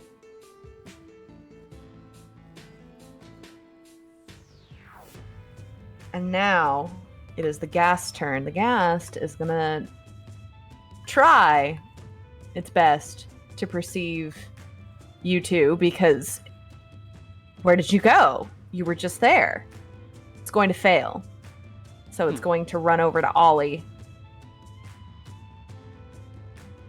And it is going to... Yep. It's gonna bring both of its very, very, very nailed hands up, and it's gonna try to slash at your flesh, Ollie. Okay, well then, let me just check one thing here. Mhm. Ah, cool. So, what did it roll? I had to know that. +4. 22 to hit. Okay, so that definitely isn't going to work on the first hit, but ow, so yeah. I need, unfortunately, a con save. Okay. Well, I was going to have to make one anyway because, invisibility. 17! You succeed. Feeling for a moment, as it slashes at your arm, you feel for a moment like you're, like, you know the feeling that you get in your arm after you've been vaccinated, where it's like it kind of hurts to move it, but like you can push through? Mm-hmm. As you manage to evade its paralysis effect. Okay, now I have to roll a con save for invisibility. Uh-huh. Though, damage, I guess. Hmm.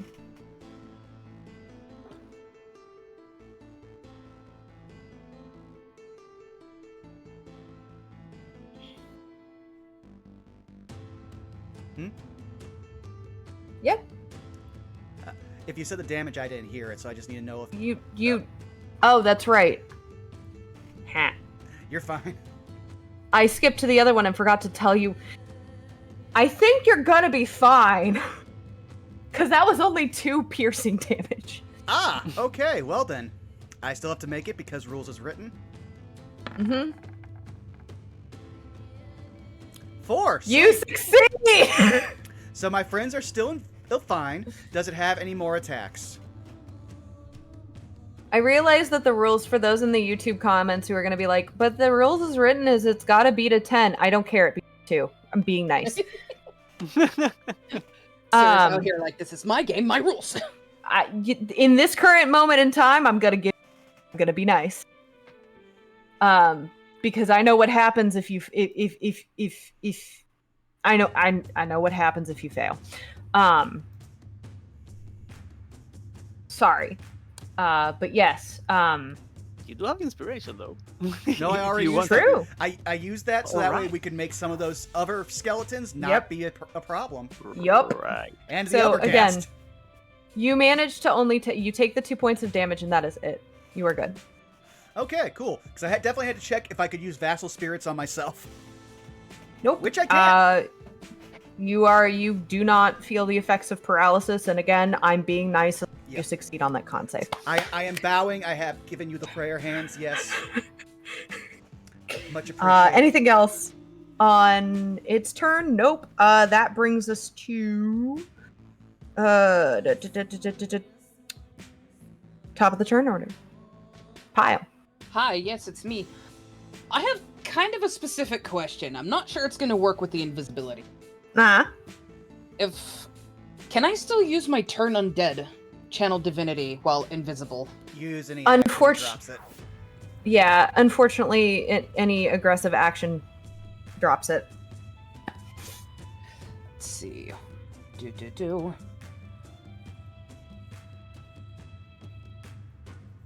Oh, cool. That I can still do that and not get hit by it. So Pyle will move up to here, turn around, and then use her turn undead to make it get away from Ollie. Go away, Shu. Okay. I am sufficiently surrounded by other people who can help me, so I am no longer afeared.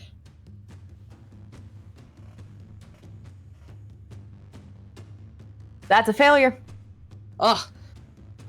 You watch as it just kind of turns its head at you, and it just kind of shrinks in on itself, taking a step backward. Like, not like physically takes a step backward in the technical mechanical sense, but for narrative speaking, it takes a step backward. Mm-hmm. Pyle just holds up her holy system, and in the most mom she can fucking muster, back off. And that is my turn. That's really all I can do at this point. Roland sees Pyle up and goes, "Oh, all right. So you don't need my help. So we're gonna go. We're gonna leave." He's gonna dash action. Oh, you don't need my help. Pyle, bloodied, beaten, hanging on by standing on actively standing on 3 hooves. You're doing great, sweetie. He's in his defense, he's a fighter. What do you want him to do? Fucking Pyle, very slowly, her head looks over her shoulder, and proximity just hear her go, "You coward." Oh, so you and Ollie were going to do the same thing. I want to live today. At which point, after he says that, you'll just hear Ollie as loud as you ever heard him. But it will cost you!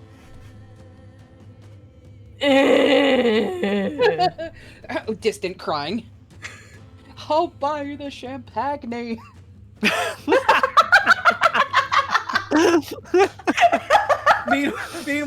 Meanwhile, Ollie's thinking in his head, "You will buy me out of a studio apartment."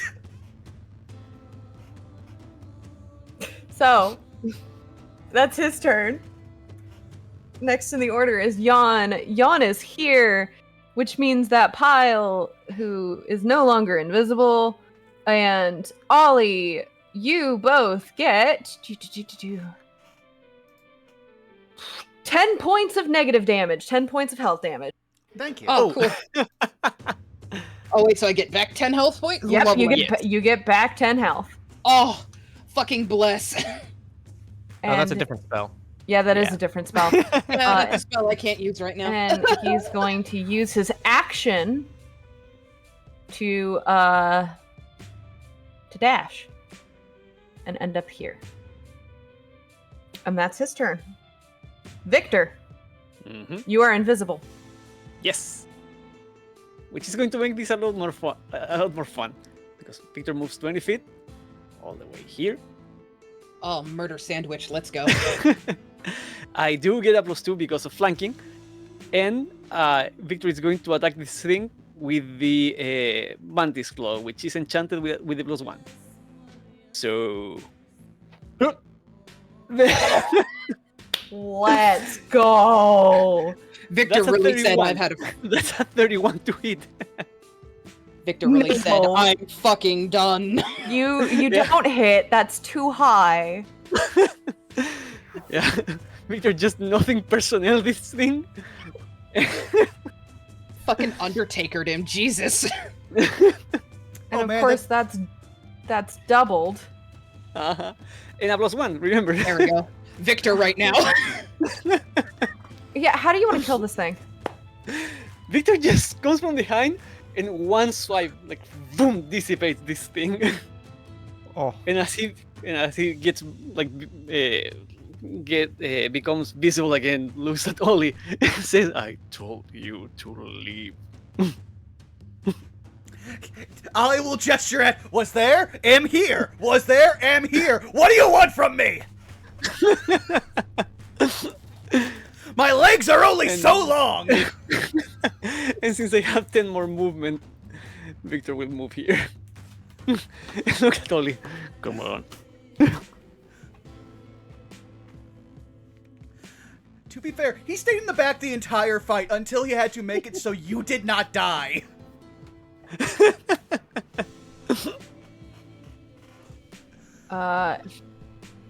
And yeah, with that, we actually temporarily don't get too excited.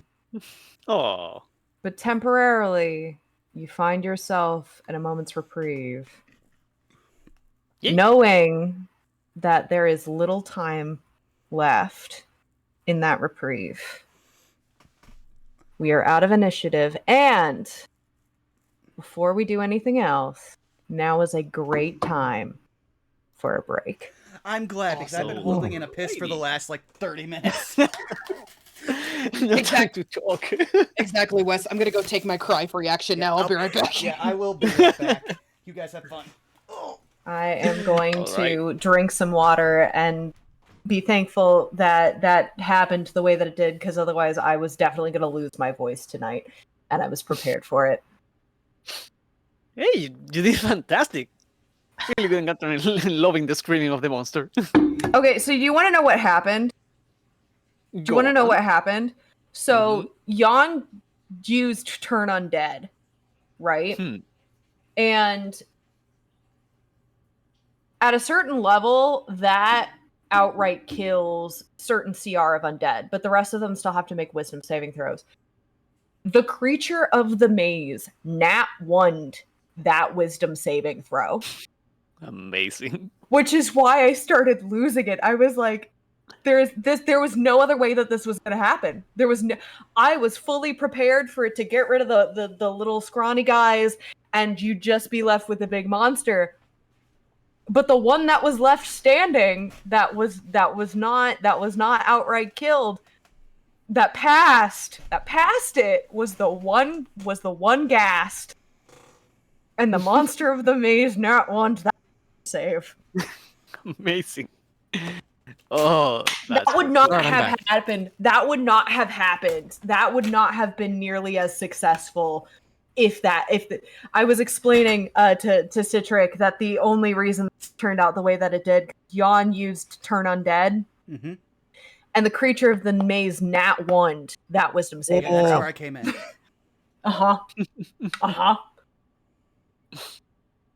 That encounter would not have gone the way that it did as quickly as it did if the creature had not nat 1'd.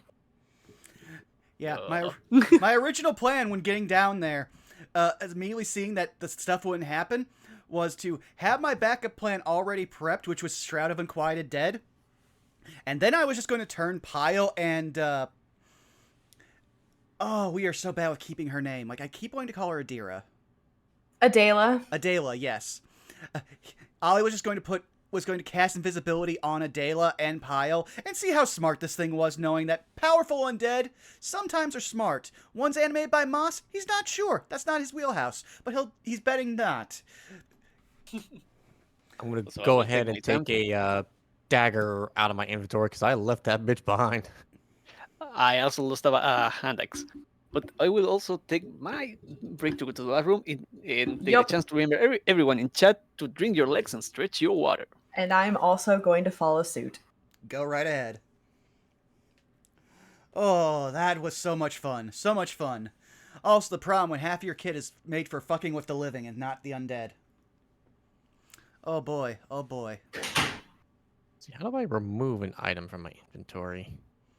There it is. Yeah. Delete. Also, I just imagined that entire last thing of I told you to move was literally Ollie doing completely the Sokka hand. The Sokka is so mad he is only doing hand gestures. At first he's doing the there, here, here. Then he's just going to gesture at his legs, do the small motion with his two front fingers. Just do that over and just be like, what do you want from me? I'm one man. What I saw in my brain when Victor came up for the murder sandwich was literally the Omni-Man brutality video I posted the other day. He just went so fast he smashed through the viscera of the creature and just looked at Ollie and said, like, move, while covered in all of its gore. But he says that's, again, the one guild that has no problem with any of this, because that's just natural resources. Quite literally. Also, If it wasn't the Omni-Man one, my other the other image my brain saw was the scene from The Suicide Squad when King Shark ripped a dude in half.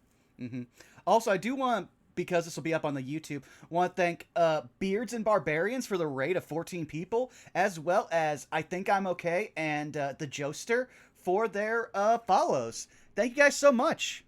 And for anyone who stuck around, I hope you're enjoying the show.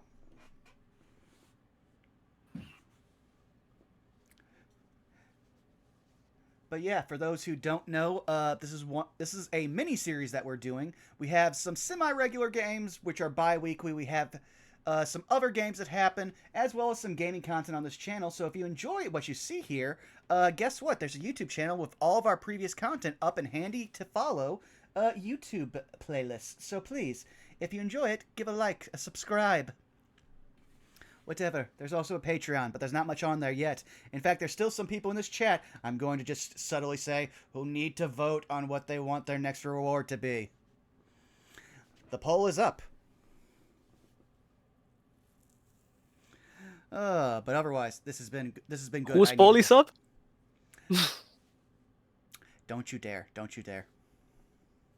Don't you know me? Come on. Yes, I do know you. See, and you get to enjoy it. True. But, well, let me put it this way. As soon as the poll ends, that's when you have to do work for me. See, you say I have to. Prepares to Dogeza. That's better. Oh. Sometimes. Yes. Listen, Oh, you were saying? no, I'm trying to phrase this. Damn it, my brain barded. You're fine. Also, tell me I know we do a bunch of irregular wrestling talk on this channel, and I probably am not going to get to watch wrestling regularly ever again, or at least for a long time. Zaka, please tell me you saw the, I think it was Fightful, who had the thing about AJ Styles possibly having to change his name when he first got signed, and his reply, please tell me you saw that. I did see that, yeah. He looked at Triple H and said, I mean, I'm okay with it, but keep in mind, I have a giant AJ tattooed on the side of my hip, so that might be a problem. Yeah, it's very big. Like, it is, let me put it this way, it is one of the few tattoos outside of the House of Black that is more noticeable than, say, Will Ospreay's horrible record-breaking tattoo. Because we don't let Will Ospreay live anything down on this channel.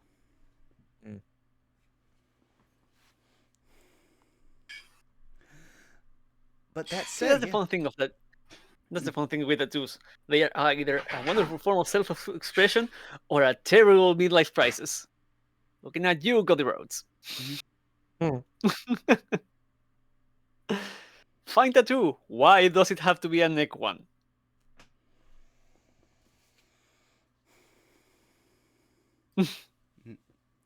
Sorry, I was having to read a message. I'm multitasking. Oh. You're fine. You're fine. But fun times. Also, by my tracking, I took 62 points of damage. It's fun to be a tank. Yeah.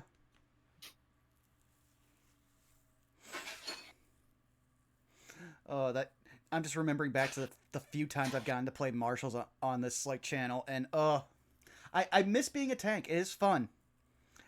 Like, the worst part is, I was the tank as Union in Pack Tactics, but I was an AC tank that CG always rolled well against, so it never felt like I was the tank. That's the thing with tanks. You're entirely at the at the will of the die. Yeah, the only ones Also, I was. Oh, go ahead. Oh, go ahead. No, you. No, you're still telling the story. You go.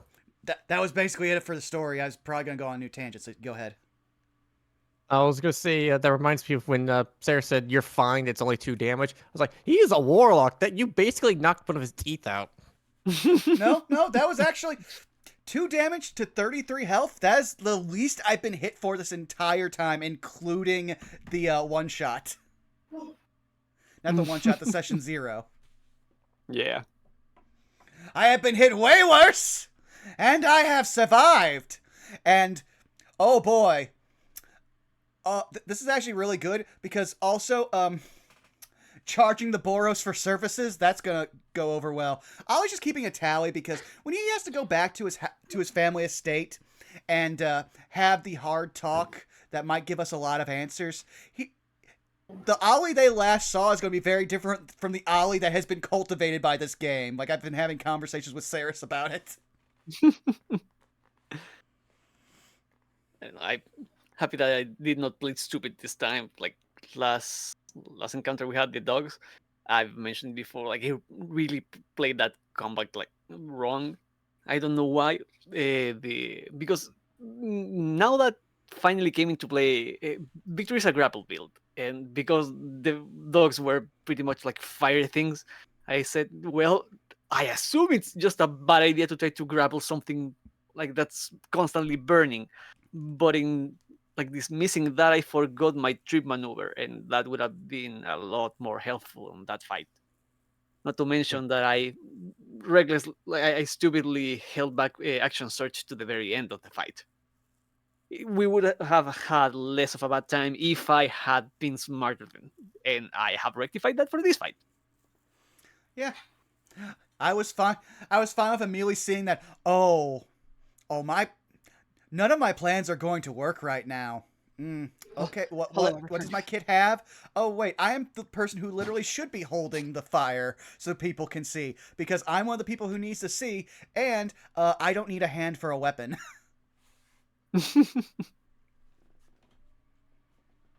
Also, welcome back, Manda. Yeah, I have returned. Yeah. I had to quickly make husband's lunch. Though I'm also liking the idea now that I have a rotation of what spirits are currently haunting Ollie at any given time, and some of them are just gonna head back to the like family estate and be like, "Yo, dog, we need to talk." Because I've always kind of imagined like different tiers of Ollie is basically a walking mausoleum who, depending on who's around him, might be the ancestors from Mulan, or might be something very like Bloodborne-esque. And right now I'm leading Mulan because all of a sudden there's like, you told us to follow this guy because he's like a child and also prone to getting walked over. He survived a lot of murder. Like in 2 days. Like there's been a change. Hello. Hello. Welcome back. So how do y'all feel? Just doing a check-in. Better. Feeling good. Good. Better know that I don't. Oh, sorry. Go ahead. I was just gonna say I feel the danger isn't over till we're out of here. So Fair. Though I will say you missed Citric bragging about how much damage he survived overall. 62 points of damage. Uh-huh. Uh-huh. And now you understand why I said what I said before the session started. Mm-hmm.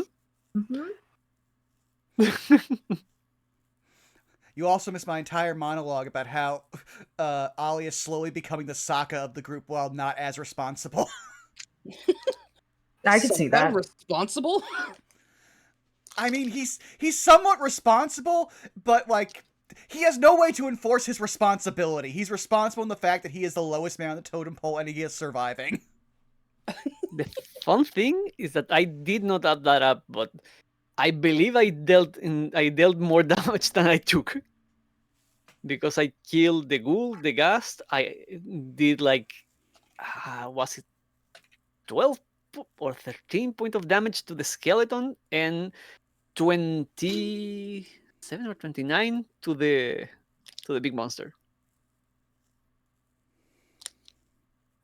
Yeah, so all in all, I must have dealt around 65 points of damage. Nice. Yeah. I'm just Speaking- glad that people are finally done calling me. Speaking of, are we ready to get back into I am. Though I am hearing a rapper. Oh, sorry, that's me unwrapping cheese. Oh, good. Perfectly fine. I lived. I deserve a snacky. Hey. Oh, The cheese stacks. Go right ahead. Yes, I am paying kn- myself. I need to let you all know that I posted the screenshot in Discord, and his response was, "This is a certified roll." Yeah. Posted it on Twitter myself. Got this Yeah, response. Yeah, and I reposted it. So yeah, Thero is gonna see that no matter what. You're here in spirit, buddy. It's like he never left. It's Yeah, like loud cursing in the Gorilla. background. With that, Yep. you have a small pocket of Oh, you got cut all off. of you collectively. You have a small moment of reprieve when all all of you recognize that you do not have much time. Just running. Yep. Yep. Just be like, let one of us get in front of all of you to lead. We are going to Golgari territory. We need to have someone speak for us. So I'm not gonna let. I'm actually gonna. Hmm? My question, because I'm assuming you all are dashing. Yeah. Where are you going? Are you going back to the reprieve in the maze, or are you heading straight for the front gates? Victor, if he's allowed to take the lead, he will try to usher people to Golgari territory. He's not. Yeah, feels like going deeper inside the maze towards like the Watcher is the closest ally, but we don't know how friendly the maze will remain. Okay. Then let me switch us over. Oh. Just a second. Also, in Ollie's head, he is like, we are keeping all of these fuckers around us at least for like 20 minutes so I can itemize a bill. Give me seconds, my friends. I am doing a. As Go ahead. no, you first. Well, it was just to like Victor doesn't want to bother the Watcher either.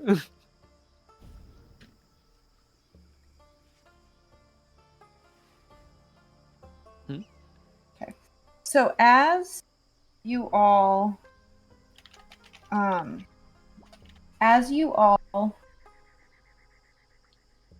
finally approach the front gate, you find yourself fronted with this giant, and I do mean giant, stone entryway with a waterfall, clearly being that from one of the sewer areas, and front stairs leading inward the arch. You see symbols of what appear to be some type of beetle engraved into the stone, and the Golgari symbol itself etched above the archway. Of course, moss and ferns and all types of grass and plant life growing freely around this entryway. And Victor immediately noticed two individuals standing firm, and with both of which, one with a halberd, the other with twin hand axes, standing guard.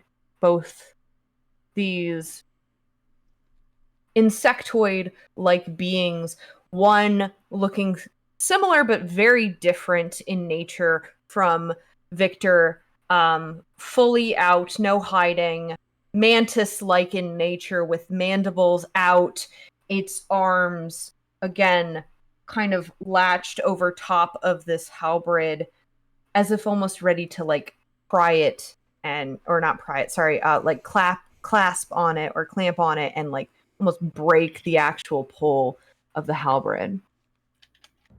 The other one next to it, standing there, is arachnid-like. Almost, for those of you who are familiar, similar in bodily structure to that of like a drider, but not so much. Not one. More insectoid. More spider-like than human-like.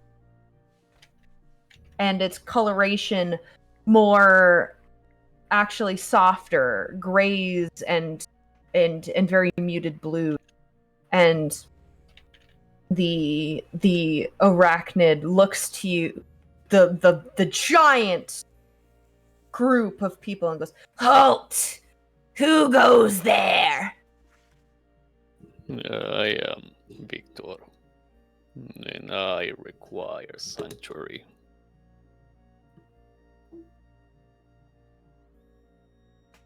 Gonna do a quick little history check to see. Yeah, they know you. They both look you up and down. I recognize you, my missing colleague. But who are these who come alongside you? They are not Golgari. They are not, but they are under my supervision, and I cannot leave them behind.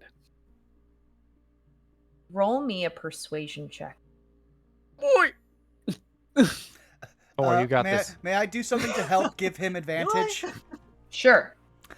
Ollie is going to step up, and he is going to look at them and be like, "Cousins, I am Oleander Bedford of the Orzhov. As you know, our guilds have never held any animosity between the two. We are on a quest that the Golgari are thankfully helping provide aid," as he will gesture to Victor's immensity.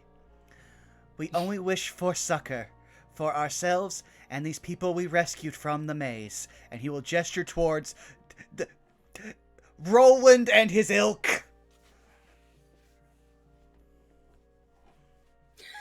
Persuasion with advantage. Will do. Hey, can I do one thing to help him out as well? Sure. Without saying a word, I'm just gonna cast guidance on. I'm just gonna reach out and boop him, cast guidance. Let's go. That's Just- a before. Let me add it. Yep. Pyle doesn't say a word. She just For a total of 16. Very well. But you best I've lost the word. What's the word? Report. That's the word I was looking for. You best report to Brev thing and not a second of delay. You hear me? Victor nods. I will. I have my eye on. Very well. Get inside. And the two of them part ways, like part the entryway, letting you all collectively, and I'm so sorry, Pyle, approach the staircase. as they get to the staircase, Pyle, who still looks like crap. She just looks at the staircase and goes, "Oh, Victor? Victor actually lets everyone else like go in first. He will be closing the line. I was gonna say Pyle will take the front so she doesn't fucking crash into anybody."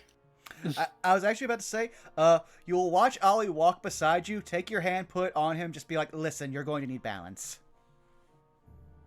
She'll look down at Ollie, and since this is like the first time he's actually actively reached out for her, he'll see this very warm smile come across her face as she'll gently, she'll gently ruffle his shoulder.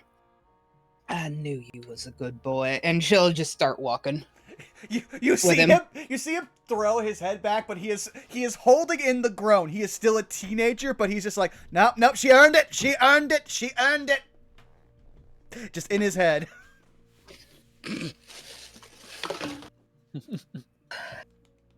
And before joining the group, Victor will hold back a moment, look at the guards, and say, "Thank you.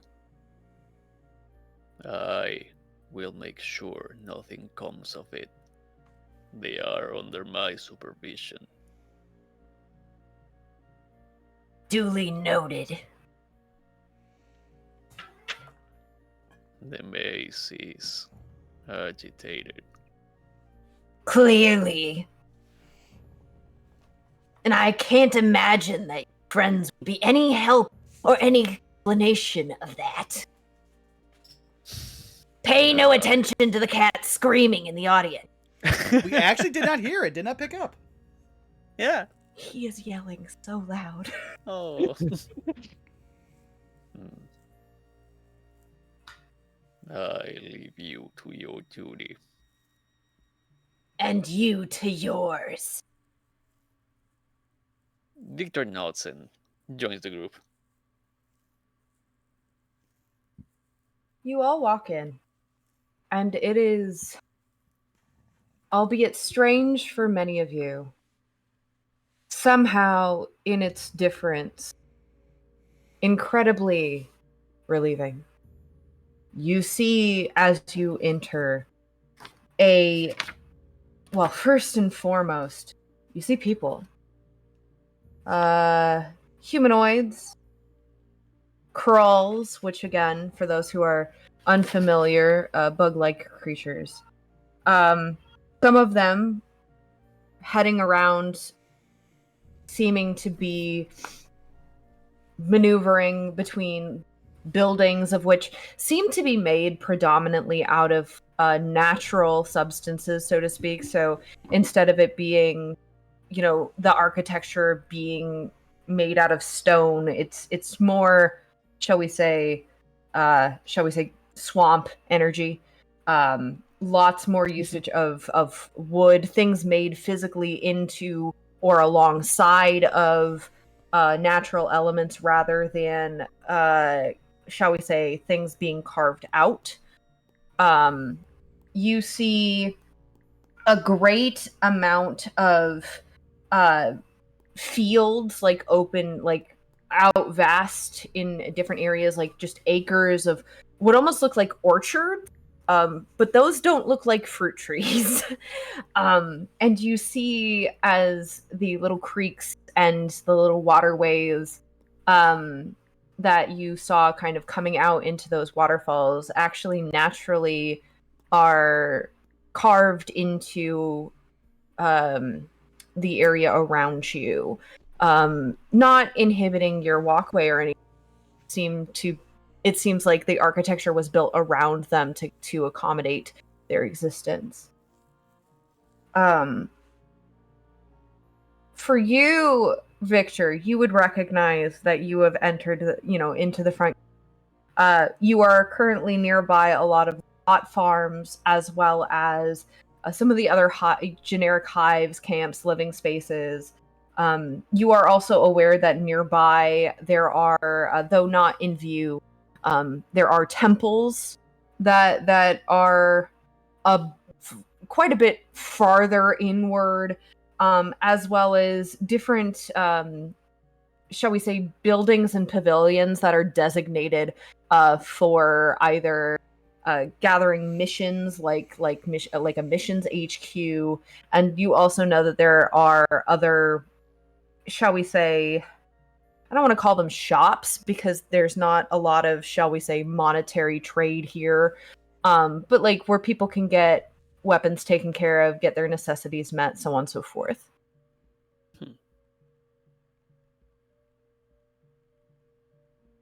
Once rejoining the group, Victor will approach the Boros delegation, and he recognizes the the woman in charge of the group, right?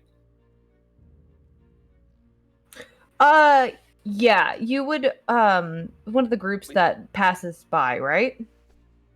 No, I'm talking about the Boros group, the one we Oh just yes, read. Yeah. I'm not sure necessarily that you would know her by name, but you recognize which one she is at this point. Yeah, and because we also saw her at Talia's bar. Mm-hmm. Yeah, he will approach her, and Victor will say, "While you are here, you are to stay close to me. You have been given access on unprecedented times. I trust you will abide by this." I mean, if I'm with all definitely due respect, in this state, I am not going to step foot out of line nor word across fence. Your wish is my command. And she's barely, I mean, she is literally using her weapon right now to hold herself up. She is not in good shape. She's barely hanging on. Ollie's just going to look at her, just sigh, walk over, because I still have a spell slot, so give me a second here. Let's just make this a lot better real quick. Let me see here. Which one is it? Not that. I definitely don't want to hit her with a chill touch. Oh, boy. I mean, you could. Oh, yes! Wouldn't be nice though. I forgot. Yeah, here it is. Okay. Of course, gotta set it to 2. Instead of the ghost surrounding him, his aura will glow slightly gold. They regain, let's see here, 22 hit points. You see a lot of the open wounds begin to close. She's still really exhausted, but she isn't, shall we say, in danger of bleeding out. As she kind of flashes you a smile. I owe you one. Oh, And trust I thought I would never willingly and gladly do that to an Orzhov. Oh, trust me, I'm already itemizing the bill. I believe it. And he'll just give her arm, which he already touched, to like heal her, just the pat and just walk back to pile.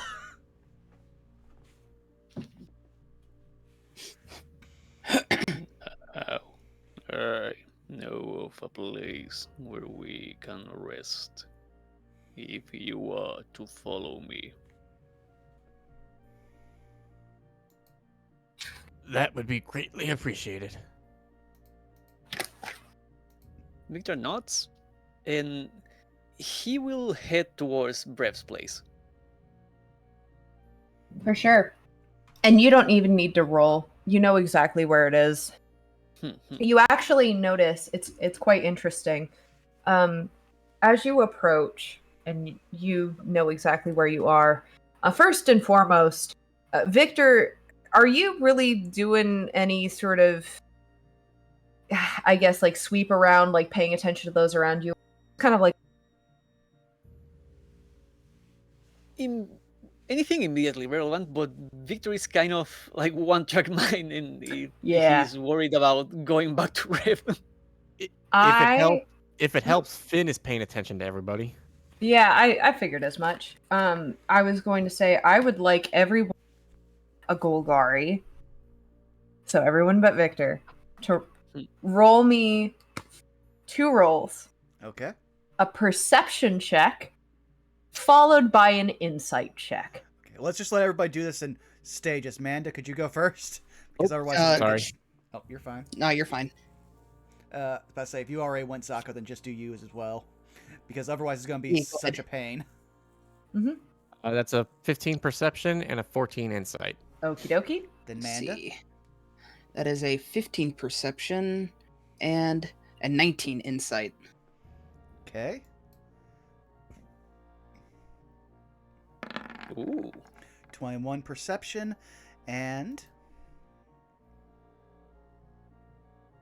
a 4 insight. This makes sense. Ollie has basically only dealt with the few Golgari that are on the surface in his district. He don't know shit. He has just learned to talk nice to them. Ollie sees the most and understands the least. That's funny. So, the three of you notice that as you are watching, like, as you're, like, looking around, noticing the place, you watch. Interestingly enough, though there are a lot of people that are up and doing things, the first thing that you all collectively notice is that from what the stories that you all have collectively heard of the Golgari, which I will leave up to you to decide. I will not make you do any rolls. I will just leave that up to your discretion as the player. If you're one of those, I don't know anything, so my character wouldn't know anything, that's fine. If you're the type of person where you're like, nope, I know my stuff, I leave it to you to determine how much your character would know. But there's one thing that's for certain. There's certain operations that are just, even if you've never been into a Golgari camp or into the depths, shall we say, of the swarm, there's certain ongoings that people just collectively know happening within those living spaces, and all three of you notice that no actual working activity, or shall we say expected procedures, are happening. In fact, the roads themselves are predominantly clear despite there being a lot of people out in the open. You also notice that people seem to be engaged in talking amongst themselves, and it dawns on two of you, Finn and Pyle, that there are a lot of eyes on you all specifically, a lot of whispers on you all specifically, and a lot of it is a combination of surprise, some of it's disgust, and some of it is further concern.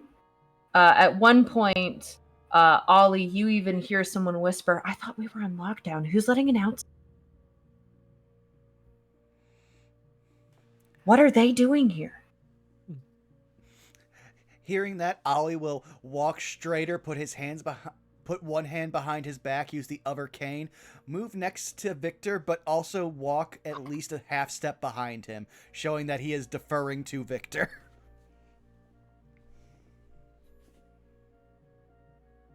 Then just keeps on strolling like nothing's wrong. A Pile is just limping along, but when she notices people are kind of giving them the stink eye, she'll give them kind of a very tired but gentle, like, hand wave, like, hello, Hattie, don't mind us. For what is worth, you will all see that Victor walking among people, it's not like in the surface where he's very sheepish and trying not to diminish himself as much as possible. Here, he walks a lot more casually. Like, you can tell here is where he's comfortable. Wait a second, are we doing that one walk animation meme? He's fucking Yeah. Libsy walking. Dun, dun, dun, dun, dun. Here's the big one. Yeah. So, Dr. Langsley, not Livesey. as you Thankfully. eventually reach Victor, what you know to be, it is a quaint little tent. Well, it's not exactly a tent. It's kind of got a tent-like structure, but the exterior is made of hide, made of a sturdier material, and it has a base on the bottom that is made of what appear to be like mud cement bricks that seem to be like preventing. It almost looks like it's slanted and raised in such a way that it prevents flooding. And outside of this, what looks like larger tent area, you see a more feminine individual dressed in kind of vibrant greens with decorative, though simple, orange and yellow stitching. You see that this individual has butterfly locks, actually, that are kind of allowed to just do whatever. in their hand is a large and very mossy quarterstaff. And they seem to be engaging in a conversation, which Victor, I'd like an insight check on, with another individual who appears to be about the same height. They're both about 5'6", but the individual is far more feminine, far more petite in figure, and has a snake for hair. Snakes for hair. But the individual in particular that you do see that I described first, is this individual. Ooh. Ooh. Well, you can see all the stuff It in the looms. title. And inside you said, right? Insight, yep. Will do. Not 20 on the other side. I'm gonna give it to you, actually. With advantage. Brev is panicked. Oh. Uh-oh.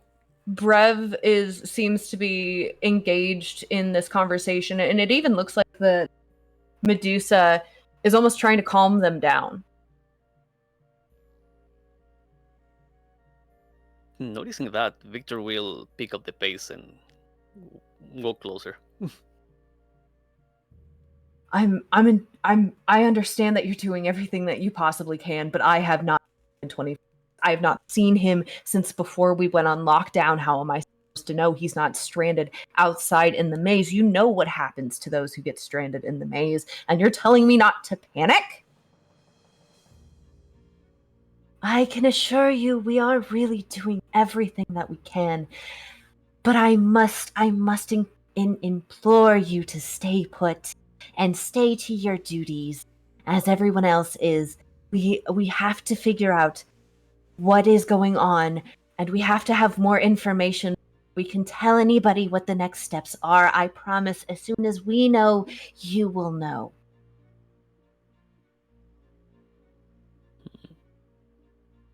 I haven't seemed to notice you yet. That's impressive. Yeah, kind of it. Oh, they're incredibly engaged in. Pyle just Be sneezes just loudly. as- Do you? Yeah, sure, why not? They both jump, like startled, Sorry. and both of Jeez. them look to where the sneeze came from, and like getting drenched in a rain shower, all of that tension and panic just leaves their face all at once. There you are! And Brev, like, power walks over to you, like, meeting you in your stead. Victor straightens up. Hi, Brep. Hi, Victor. Hi. It's been a long day. You want to tell me about it? I do. First, start with who. I'm so sorry. I don't mean to be rude. Who are they? Victor moves aside and looks at the group. Looks at Finn Brep. just... Oh, go ahead. No. Looks You at go Brep. ahead. You go ahead. Looks at the group. Oh, Go ahead. Finn just raises his hand and gives like the twiddling finger wave. We're Victor's friends. We're just popping by for a quick snooze. You notice as they start to get a better look at all of you, their eyes go very wide. Oh my gosh. A lot has happened. I can see that. Yes, hi. We all get along with Victor, but there's a lot going on right now. How about we let them all sit down? I'm the person who talks a lot for us. How about I fill you in? First, we have wounded. And he shows to the Boros delegation. You watch as this individual actually like kind of rushes over. in approach, and the Medusa is also like staring. And you see Brev kind of just like, can I see your wound? Thank you. Doing a very though very different from what you'd expect, a very like intentional sort of investigative look over all of the wounds, literally going from person, and without getting through everyone, stops at like the second or third person, and you watch as they slowly turn to you, Victor. Did you go and fight it? They made it. We had to get them out.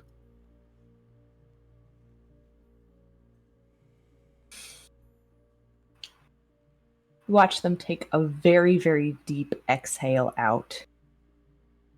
And a hand goes over, like a hand goes like over their, like they are processing this information. To be fair, the thing hit Victor twice across the chest, so he's also pretty much marked there. And it is being noted in real time.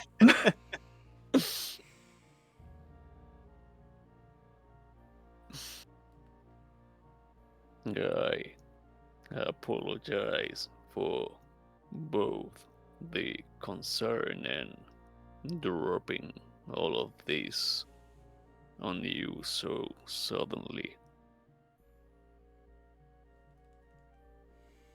It was not my intention, but things have developed. I don't hold it against you for sure. No one can fully predict what happens when you go on missions. That is just part for the course. I think in this moment, and Brev turns to the Medusa, I'm so sorry, Lady Hema. I think it would be best if I asked for your assistance in taking care of this crew, and if you all would be so kind to please come into my home. I would rather not draw more attention than we probably already have. Of course, we can easily accommodate that. As Ollie is now looking at all the group of Boros and everyone else, and he is just doing the spinning arm of like, get going, follow exactly what they are saying. We are guests. And they open the flap, gesturing for you all to come inside. As Pyle walks past the person, she'll gently kind of give her a little bit of a polite nod. Pardon for the intrusion. Which person, Brev or the Medusa? Probably Rev, because they were the one that Victor was being most friendly with. Okay, I just wanted to clarify because the response is between the two. I mean, she'll say it to both of them, honestly. Sure. Pardon. Excuse me. Try not to break nothing. You're quite all right. You are quite all right. Please, I can assure you I have encountered stranger, I suppose. Is that too offensive of me to say? Pyle, who is clearly a girl dressed in Boros gear. No, I'm a little bit of an oddball, you know. She gives her kind of a weak but very tired smile. Of course. And as the lot of you, the very big group of you, enter, it is a quaint little hut. It's got a nice fire pit in the center, although not currently lit. You also note that the ground is actually covered. It's got actual like wood paneling. You kind of have to step up from the ground onto it. And there are little wooden rugs, mats, a bunch of different cushions that you can tell are for like sitting. You also notice some areas that are clearly like there's like bookshelves and like cabinet like cupboards and cabinets. There's like a good deal of furniture in here. Clearly there's a cooking space in which currently is everything looks really neat and tidy in this exact moment. Kind of for those of you who are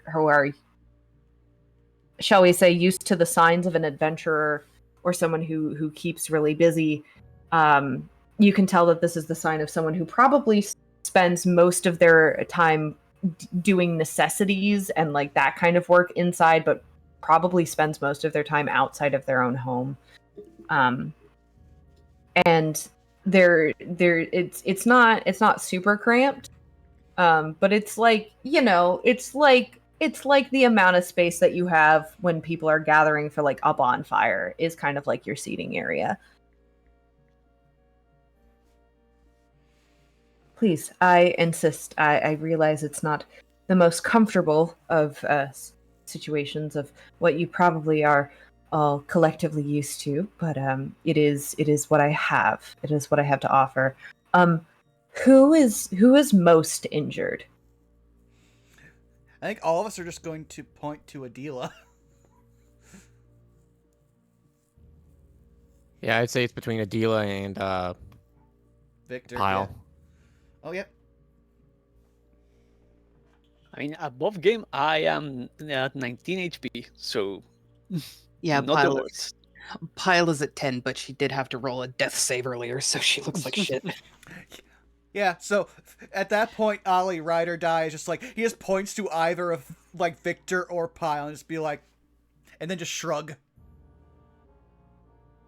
I am fine for now. All I need is to rest. Brev shoots you the dirtiest death glare that you have ever seen. You have will see him never shrink. seen. Sorry. You all will see him shrink. Wisdom save, go. No. Pyle comments, "Ah, yes, I know that look." Sorry Rev- for interrupting, go on.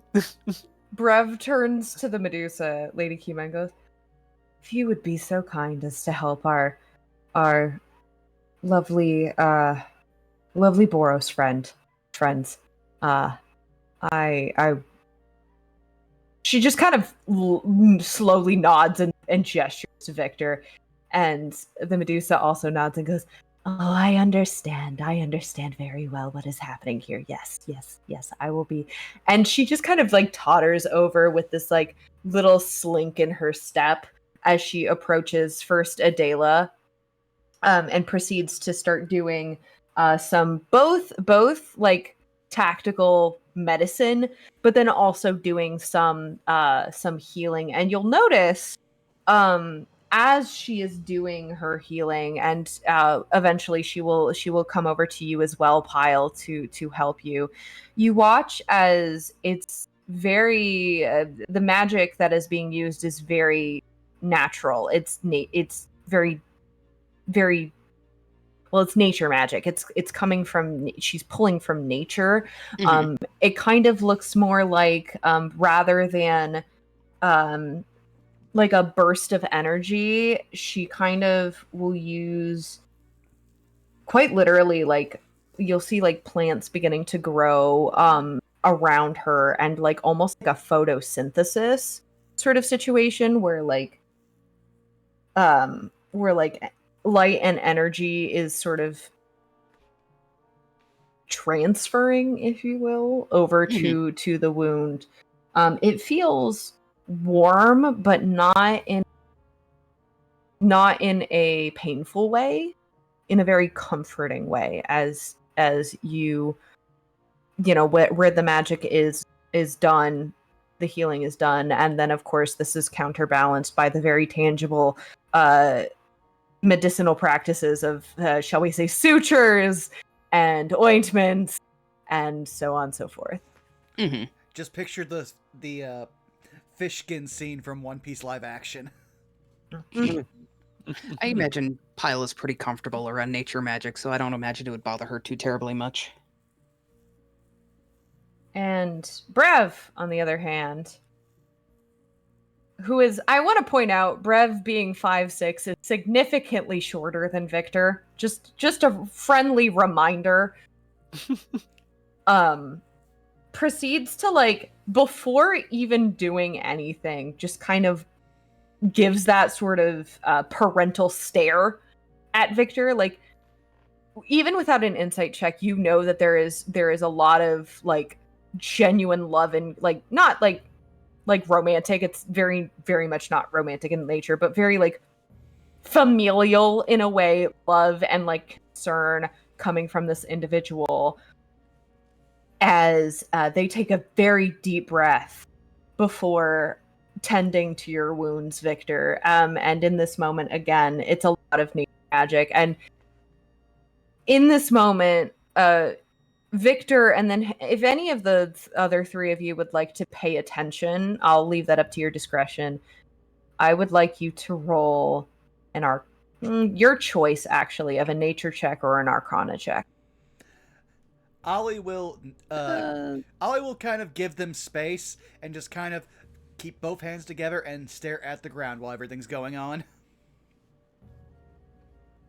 Finn will absolutely go for Arcana. Kerplam! My 25. boy. Yeah, Pyle, that's magic. That's some nature magic. Pyle, I'm too tired to care. Mm-hmm. Finn, that's very, very powerful nature magic that is currently being used on Victor right now. Ooh. Like some not to meta this too much, but high level druid shit. Uh-huh.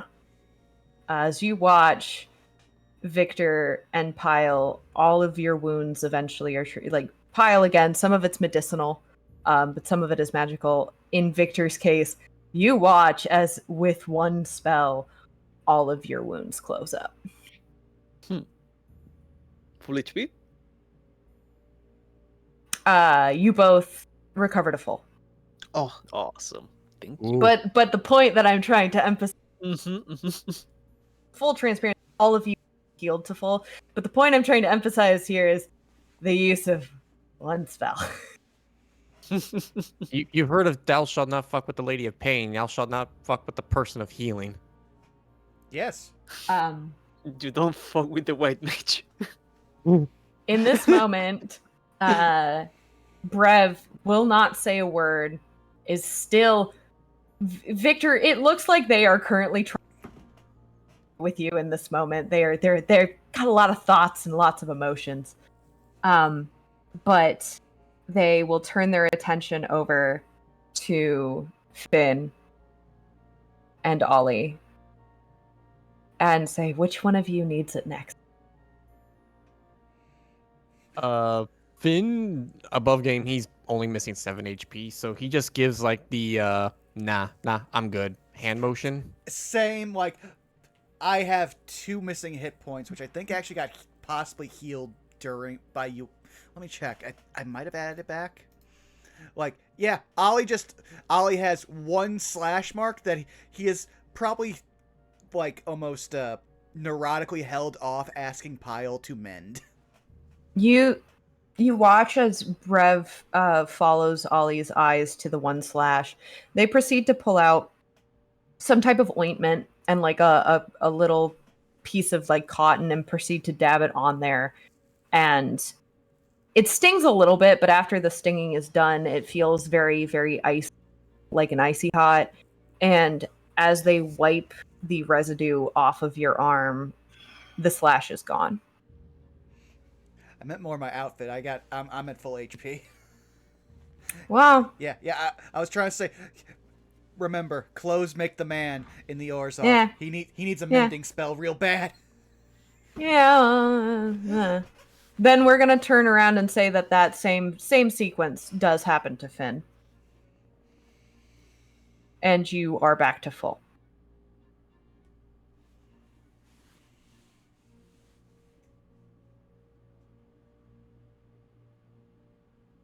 There is a moment in this as Lady Kima is still focusing and working on, healing the rest of the Boros lads and lasses, as Brev actually loses their composure, and Victor, for the first time since knowing this person, they fully embrace you into a very tight hug, like when someone thinks that they were about to lose someone very close to them, and you can feel in their embrace they're trying to grip as tightly as possible, and there is a bit of trembling happening. Do you accept this or do you reject this? There will be a small flinch, and Victor will hesitate, but he will hug Brev back. And after I him, am very sorry. they don't say anything. But after a moment, they pull back away from the hug. They wipe their eyes and go, well, you're here now and you're in one piece, and that's all that matters. Victor will not. A lot has been happening. I can imagine. If you, at this point, would like to share, the floor is yours, both literally and metaphorically. I thought you'd never ask, Pyle says as she just lowers.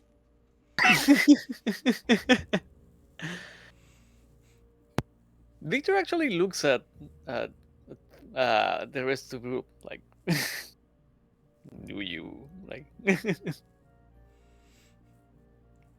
Kind of with a look of, hey, do you want to say it or? Oh. Well, we're going to be here a while, so do you want the long or the short? They're both long in their own way.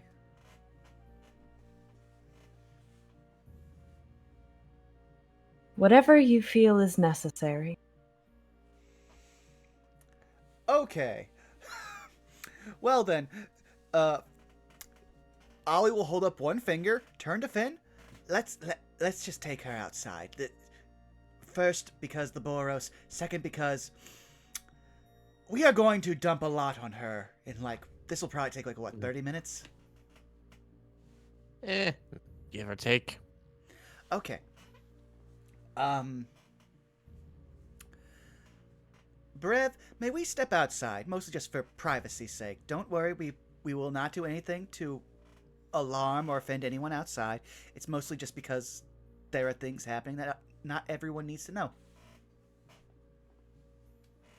Of course. Thank you. They take another deep breath. Their gaze drifts over to group being healed by the Medusa in this moment. And they proceed to open the tent flap and gesture for you both to head out. Yep. Is it just Finn and Ollie who are stepping outside, or and Pyle and Victor staying inside, or are Pyle and Victor going out as well? Victor will go outside as well. Pyle will kind of remain where she is on the floor. She'll just basically try to, what's the word I want to say? Quietly run interference with the Boros people. Yeah. That's fair. Absolutely. I definitely don't trust Roland. At this point, I feel like Roland is on his back, T-posing, just, I almost died! So the three of you head out, Mm-hmm. and Brev will position themselves between the three of you and the tent with the flap closed. Hmm.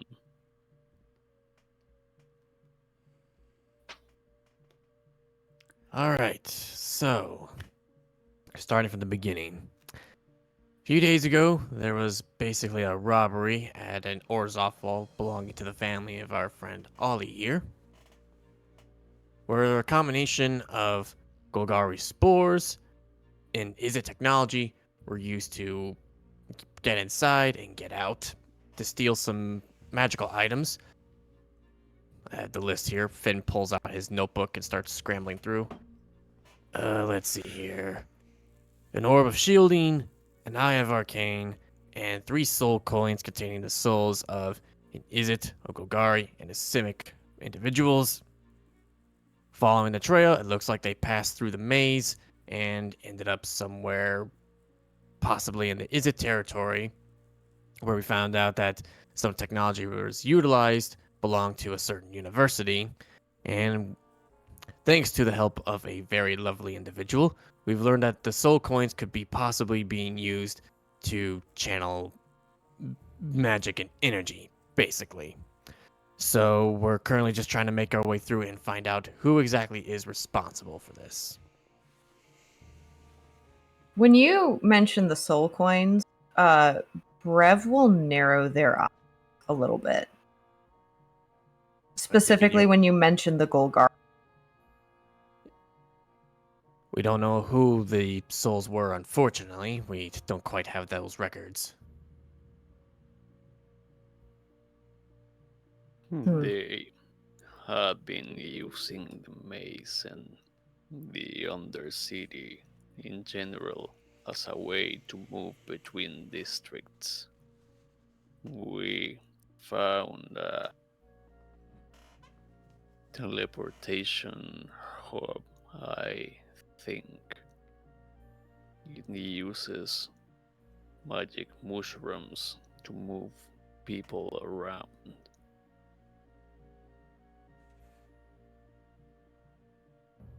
They are.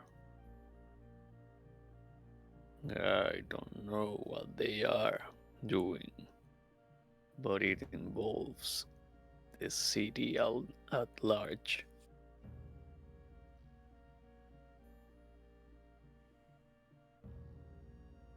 Brev takes a moment before, looking between the two, seeming to process the information, before then saying, well,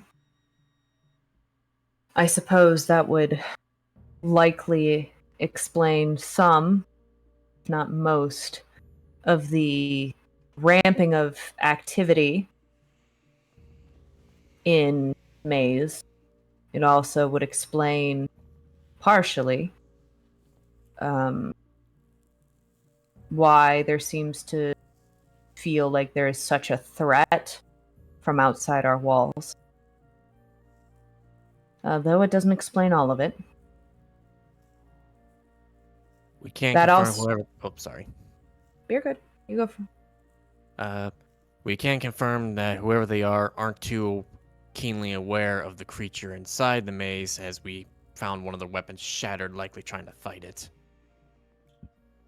That would explain a lot. The people we rescue, they are investigating like the rest of us. They did not know, but they are not intending harm. As you say that, Pyle, Adela and Roland both sneeze and it's weird. Bless you. More like bless one of you.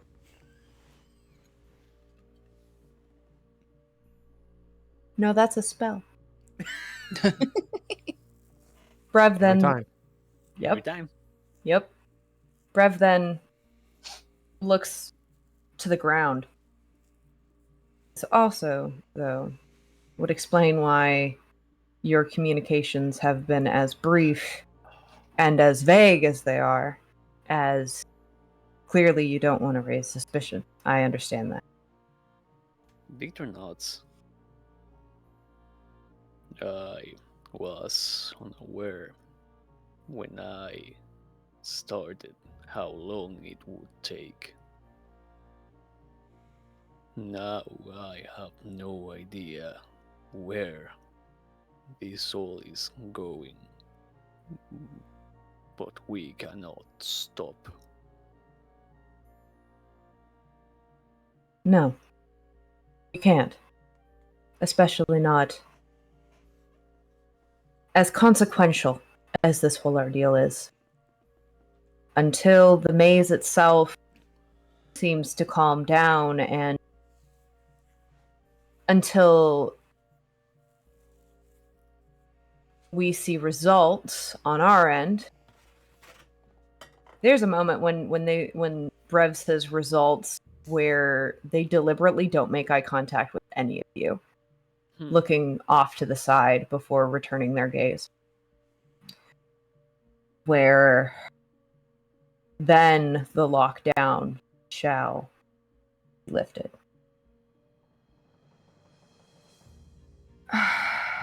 This puts everything in a complicated position, but nonetheless, I have some questions, I suppose.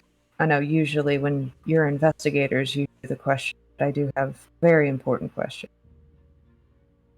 Of course, ask away. You mentioned spores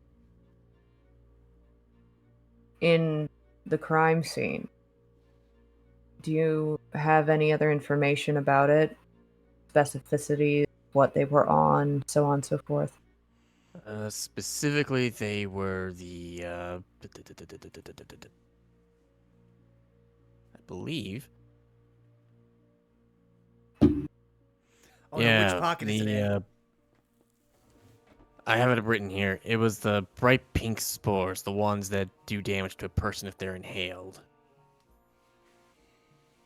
Do you physically have it still?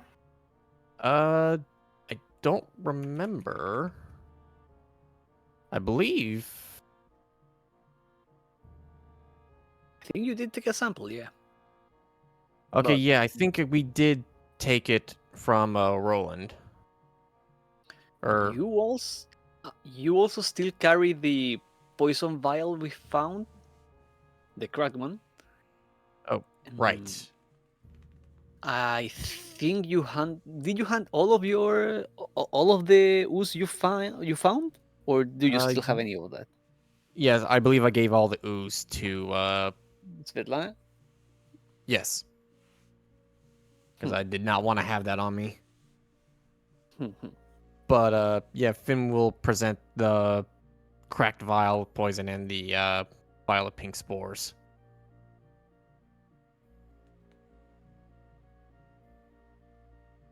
Brev does not take the cracked vial, simply looks at it. You recognize the face of someone who, trying to identify what something is. And then looks over to the vial of the spores and reaches a hand out as if asking to take it. And we'll give it. As far where it was, the spores were located at the scene. Oddly enough, we saw a few of them on the, what'd you call it? The constructs that were at the scene and scattered in other places. It is a trio of elements. We found claw marks, we found burn marks, and we found the spores. The group has been active across the city. Down here, I also worry we found a noose, a metal eating slime that seems to have been left on purpose. That one bothers me the most. It has nothing to do with the stolen items. It just adds to the list of things happening across the city. Question for you. I do not like that none of it fits together.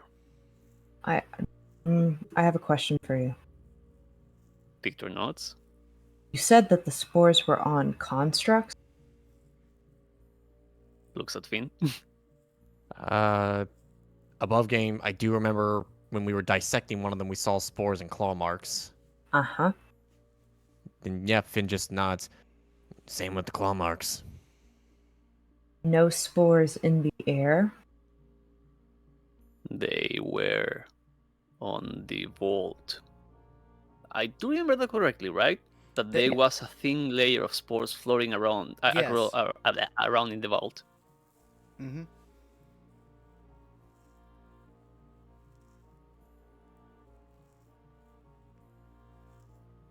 Mhm. I don't. I have to wonder.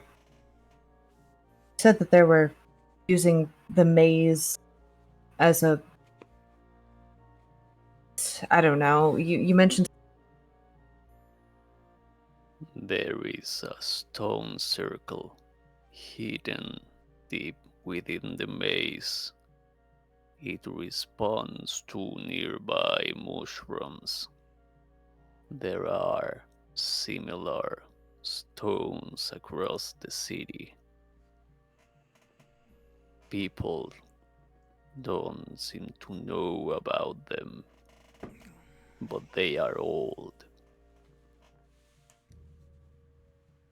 Stand back a moment. Victor will do. All of you. Finn does. Follows.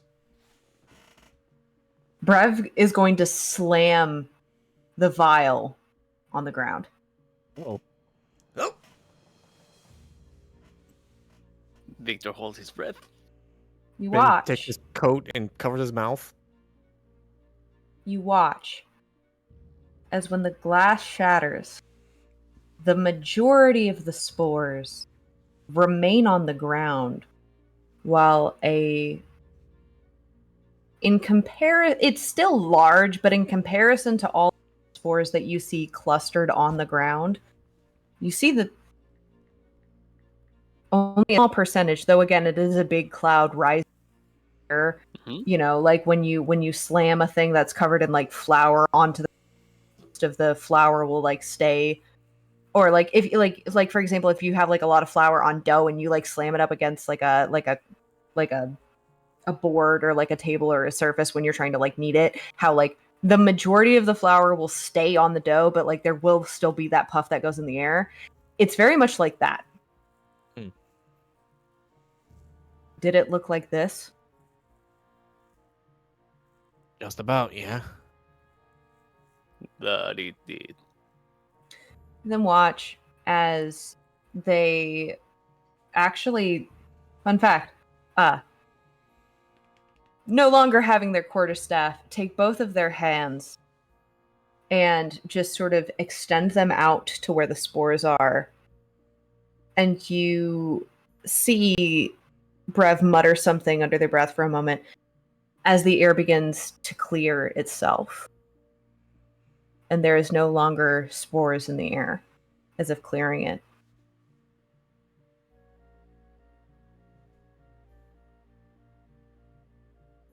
What does that mean? Well, the way that these spores work in particular, beyond just not being healthy to breathe in. See, the thing about the spores, the different types of spores, is though they're very small, they do have different densities. They have different weights. Some are easier to catch in the breeze, while others in large amounts will not be swept up by the wind unless it's a very strong wind.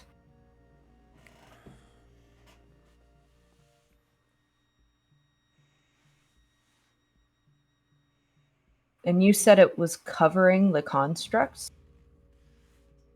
You, yeah.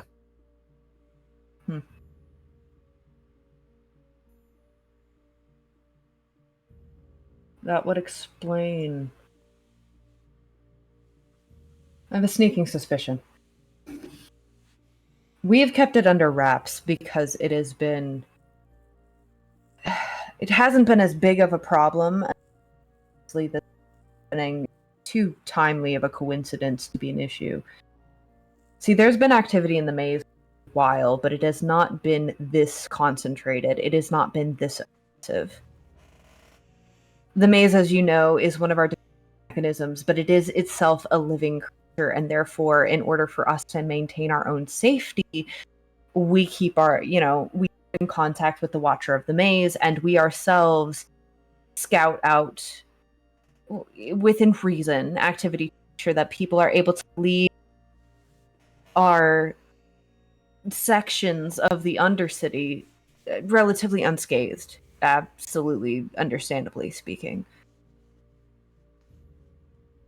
I don't think your culprits solely used the maze as a means for entrance and exit. Because tell me why over the last month we would have a moment of violent activity and then all of a sudden calm. And then that calm would last for a long while before all of a sudden the maze would be aggressive again, thrashing, even attacking our own guards, who at this point should be familiar with the maze enough to know how to get in and out without any damage, and yet they're coming home needing medical attention. Well, What? I'm sorry.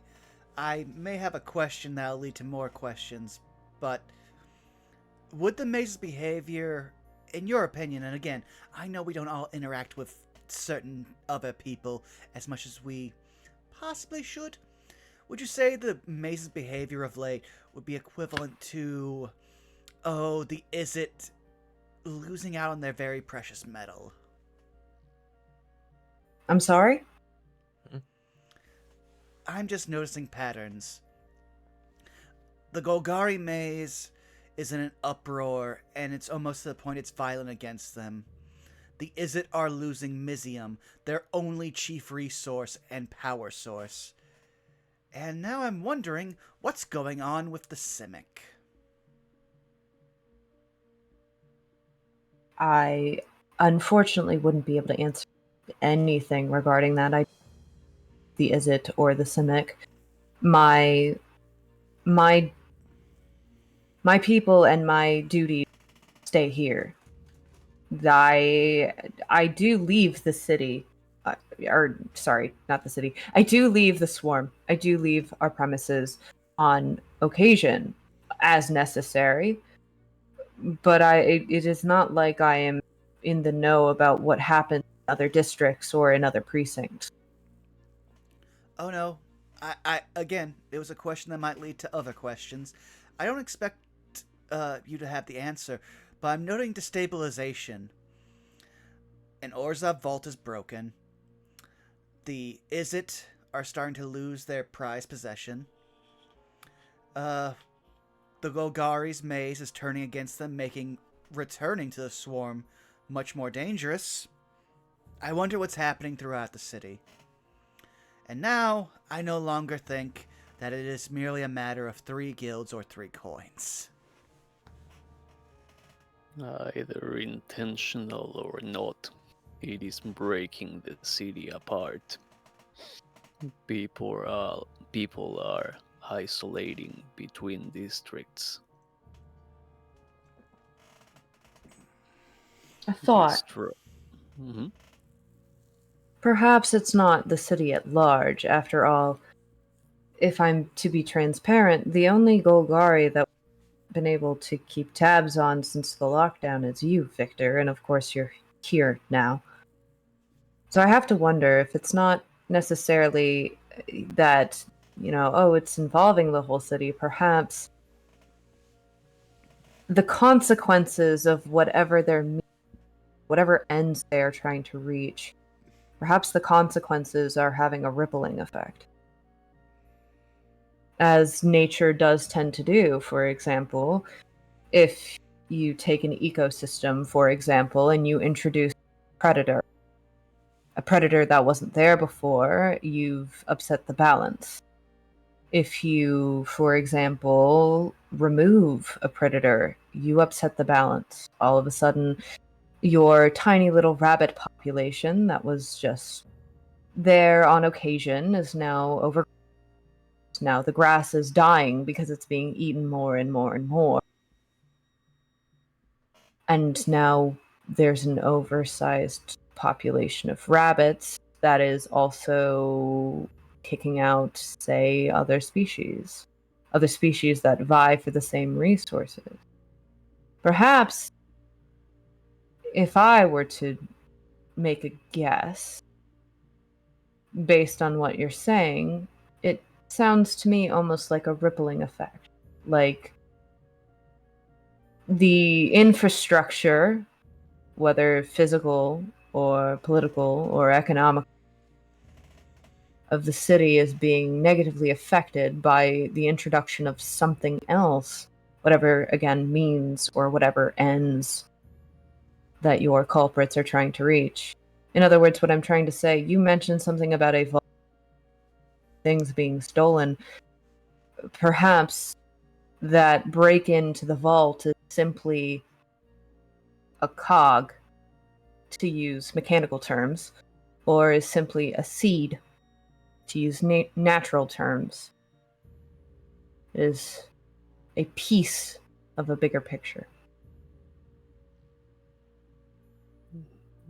Clearly, there is a larger goal.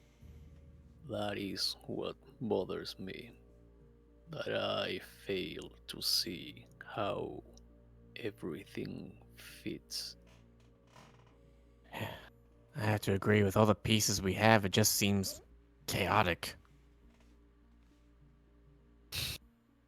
My best guess is to keep on following. We probably can break through. Is it lockdown? The refinery must have a connection to the sewers, but it could not function without a pipeline. We can get there, but I do not know what we are looking for now. Just following blind guesses. Then perhaps what might be your best bet, if I am to give you advice, Victor, is to look at Victor your nods. pieces. Hmm. If you're to treat this as a bigger picture, say a puzzle, look at what pieces you have and see where they line up, what connects to what, and see where your holes are.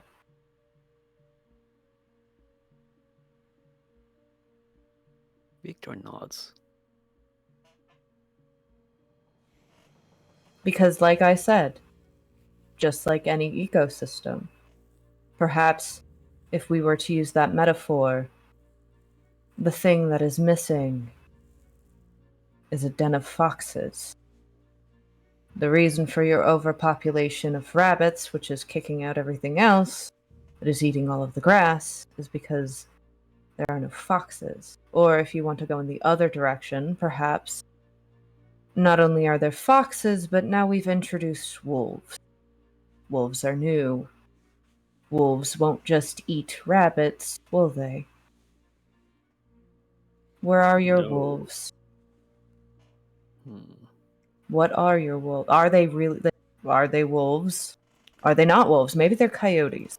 I don't know. But what are they? And where are they? So, Saris, because I Mhm. know there's literally a part that I have bulleted on my backstory, could I roll a history for Ali to try to put together what is going on? Because there is one faction that is not being noticed. Sure. Okay.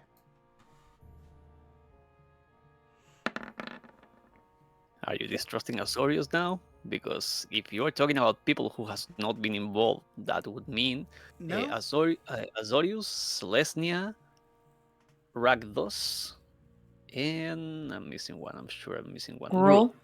Yep.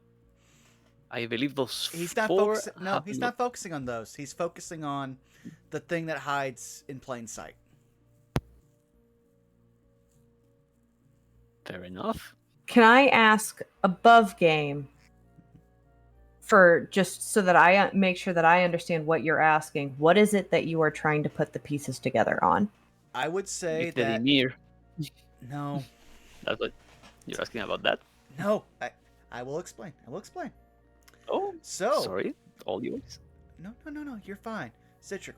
So again, because most of us have, again, while working on getting this game together, we know that there are a large majority of people that aren't involved with the guilds. In fact, there is one that actively opposes the guilds, and it's known about. They're fringe, but it's also something that gets kind of forgotten in the day-to-day. But Ollie also works day-to-day just going door-to-door and collecting people's bills. So he's wondering if the gateless are involved, or to a lesser extent, the guildless. With that history check, I'm going to say they are not involved.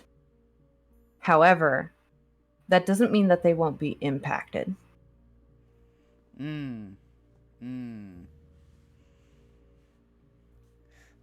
Okay.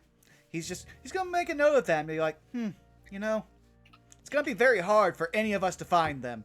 But maybe that's someone we should go talk to, figure this out. But again, we are asking questions to figure out what questions we should ask. Mm-hmm.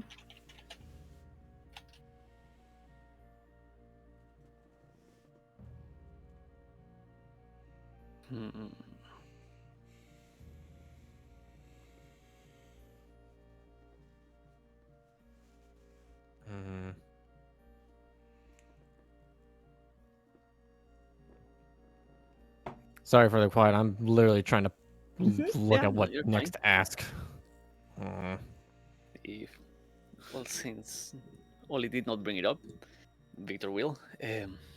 Well, if we are to look for holes, people we have not seen around this would be Azorius, would be Rakdos, Selesnya, the Gruul. Well, I cannot give you much information about what is happening outside of the Golgari. I have reason to believe, based on a letter that I received, that you might know someone who might know someone, if you get my drift. Victor nods and even looks at Finn. If he could cook an eyebrow, he would. Like, Finn just cocks his head and just goes, well, I'm all ears. I hope you do not mind me pointing it out, but we know by now where do you align with.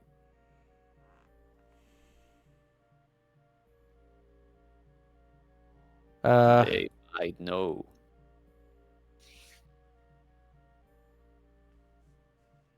I can certainly ask. That may be, if your concern is on the activity of the other guilds, I would seek out the people who keep tabs on all of the other guilds. They would know. They would be able to fill you in on those holes.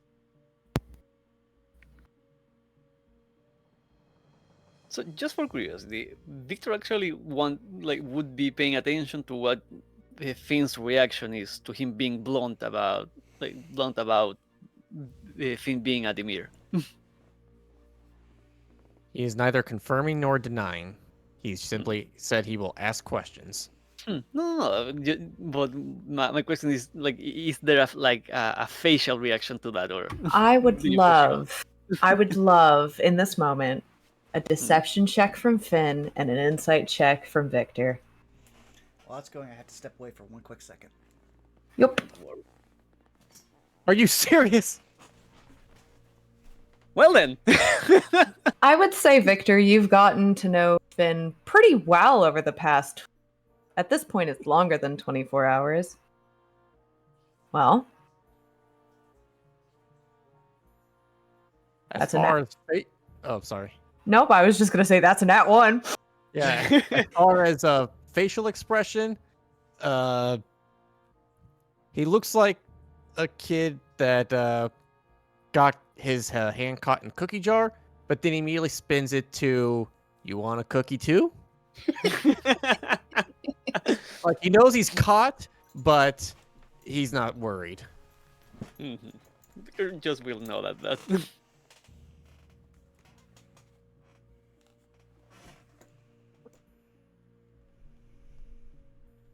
Well, then we might have to do that. Thank you for hearing us out, Brev. You think I would just stand there and reprimand you for no reason? You had a good reason. If I don't know what the reason is it truly a good reason? Fair enough. I don't know how much service I could be to all of you in this moment. But if there is anything that I can do with it, I'd be happy to do so.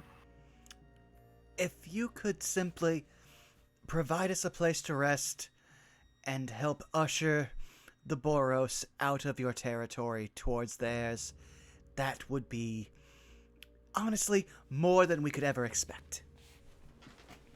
For sure. And of course, I hope you understand, in these dire circumstances, which normally we are not wont to do. It's not usually in our nature to do this sort of thing, but because we are, to your request, treating it as allies, and naturally speaking, these allies are uninformed, they will be escorted out. We thank you for your beneficence. In the meantime, We Hmm? have been. The swarm is being generous. They better appreciate it. we are being very, very generous. And I don't like to be this person. It's very, very much against my nature, but I will remind you that it is because you spoke on their behalf that they are being treated with kindness. Victor nods. This is not for my clarity's sake. There's a twinge of a smile on their face. This is not me throwing this at you in a sense of saying you've done wrong. This is me telling you that people have taken notice of what you have been doing and have been looking to you with more respect. Take it. Because otherwise I know you won't. And there's just kind of that that sort of knowing, again, parental sort of look. Take a fucking compliment! Take the compliment, child. Meanwhile,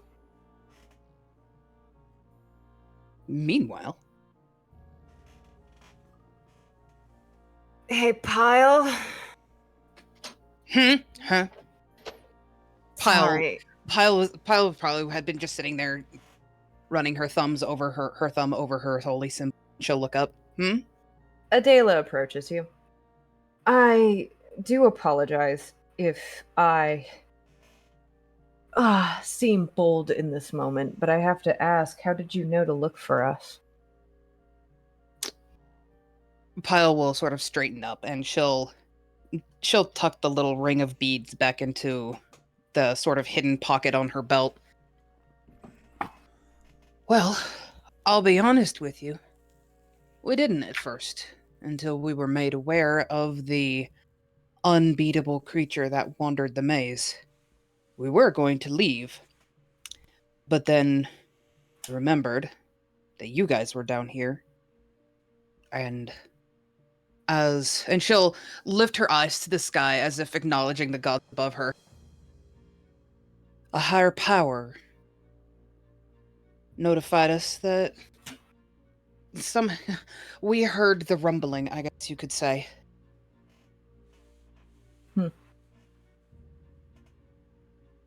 Well, I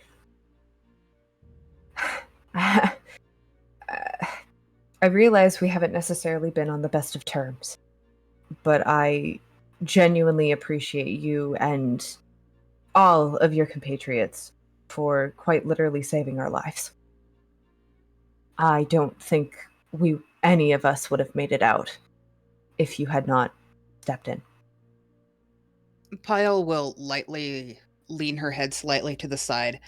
And how old is Adela anyway? Is she like mid-20s, 30s, I remember you saying? She's like mid 30s, yeah. Okay, yeah. Pyle is in her 40s, and she has this kind of... She gets this kind of sort of... how do I want to say this? This sort of... this gentle, knowing smile.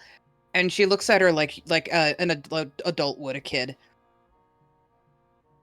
Well, we may not have gotten along, but I believe that life is precious. I have seen the suffering of many long, long time. And I don't think that I could forgive myself if I left precious life to die when I had the option to save it.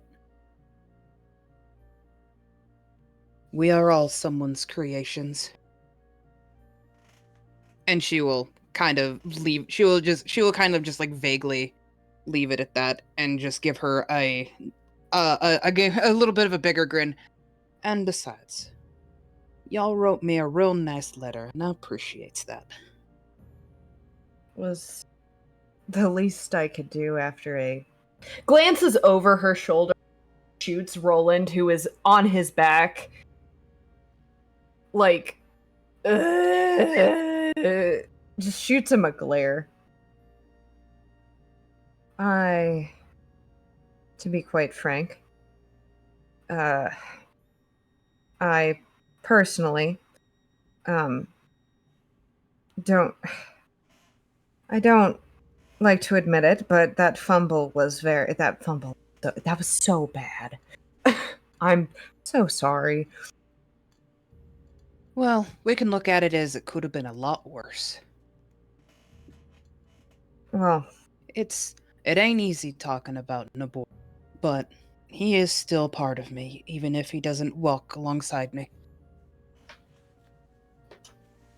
at the very least,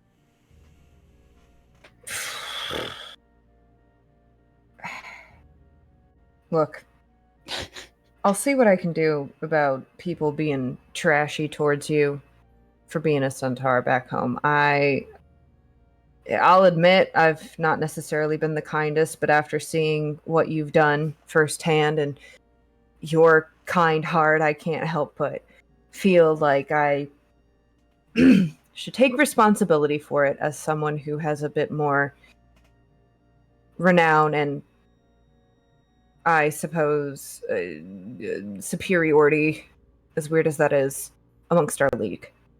But in the meantime, you have my thanks. And she holds her hand out to you, Pyle. Pyle will take it. We can just call it even. And as she pulls her hand away, you now have a little tiny tiny kind of like pin crest in your hand. Ooh. It's a picture, like engraved with the picture of what appears to be a brilliant sunrise. I want you to take it as a thanks. Because let's face it, I would not be here today without you, and I'm gonna be real. I think you need this more than I do right now. Above game, what is it? Is this just like her? I will message. I will send you a link to what it is. Oh, wonderful. Discord, where are you? There you are. I am now perceiving.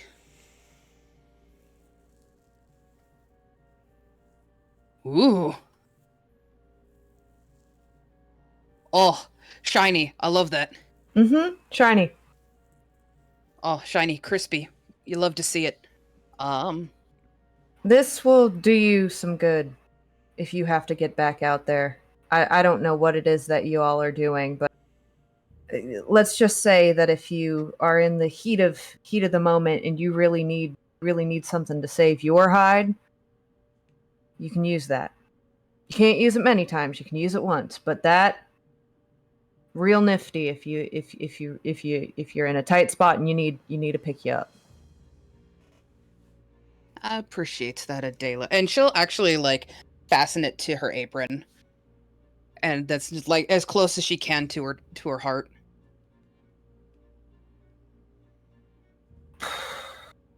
And then it is in this moment where we will, unless you want to say anything else, we will phase back into our other crew. I think all Pyle will really say is she'll give her a gentle clap on the shoulder and just be like, you look terrible. Take a sleep. All of you, take a rest. I'll keep an eye out of. And she'll gently wave her hand, like, go on, go take a sleep. Get out of here, you crazy kids. Actually, it's in that moment where the flap of the tent opens and the four from outside step back inward. Brev looks to Lady Kima and goes, if you would be so kind, my lady, I don't mean to burden you with more requests. Oh, please. It's quite all right. What can I assist you with, Brev? I would really love it if you find our lovely Boros friends here, with the exception of the centaur. She's to stay here. But the rest of them, the minotaurs and the lovely, lovely humanoids, if you could escort them to a place to stay for the night so that they could rest, and then ensure that they are promptly escorted outside in the morning, I would greatly appreciate it. Oh, I'm so glad that we're on the same page. Yes, of course. I will get right to it. Please, if you four would come with me, I would really, really appreciate your swiftness, although I realize how sore you must be. And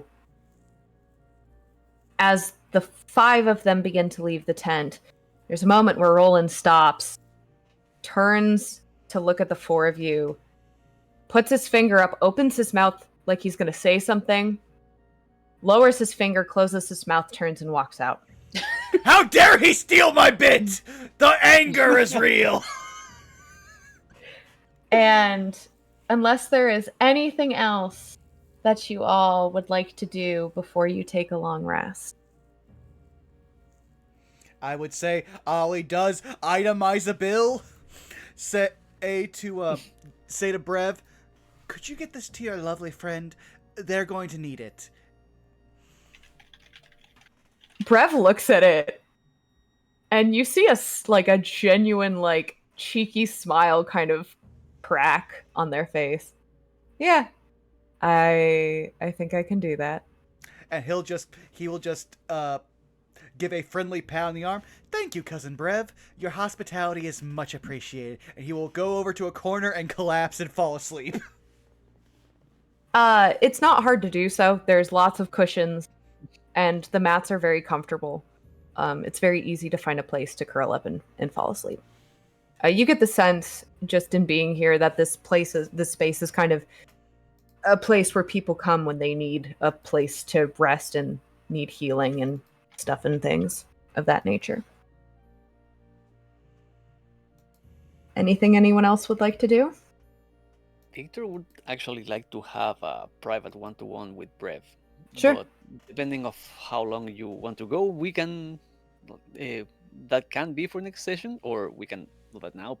That's a question for everyone else. I'm good to wrap it up after that scene, or Good. we can wrap it up before. Yeah, I'm fine. Okay, we can do that then. Mhm. Before that happens, though, is there anything else that Pyle or Finn would like to do? Not really. Pyle will just kind of give everybody a welcoming wave back, and then just slowly, just this low kind of almost animal grunt as she just kind of just lets herself fall to the side and just it's carcass time. It's carcass time. Finn's got nothing. Finn, before you close your eyes to go to sleep, you make eye contact with a small black and blue spider that, after it recognizes that you have seen it, skitters off out of the tent. Or goes, Finn will just flash the peace sign and go to sleep. And for the sake of privacy, Brev will actually remove a different flap that seems to be hidden on the backside of the tent. And you realize, Victor, that Brev is inviting you, for the sake of privacy, into their private quarters. It's not Victor will uncomfortable, but Victor will nod and will follow Brev's lead. the two of you get in. It's a quaint little space. It's comfortable, but it's clearly, their personal quarters, what you'd expect, sleeping area, and a bit of their personal belongings and whatnot. You see them take a seat, actually, on their sleeping area, their little sleeping mat, and they gesture for you to sit on this little cushion and matted area that looks like a seated position, and gestures for you to sit. Victor will do so.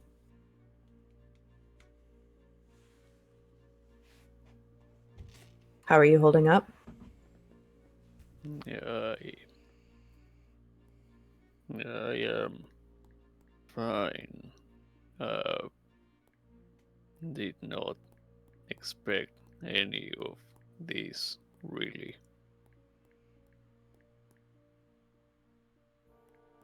But things have moved how they have, I guess. That is how it always I goes. apologize again for the lack of communication, but know that I did intend to come back as soon as possible, and that I have done. I never doubted you. Legitimately, I do appreciate your apology, but I never doubted that you would return. Only unless you were to be returned as a corpse and or reanimated, as sometimes we are wont to do.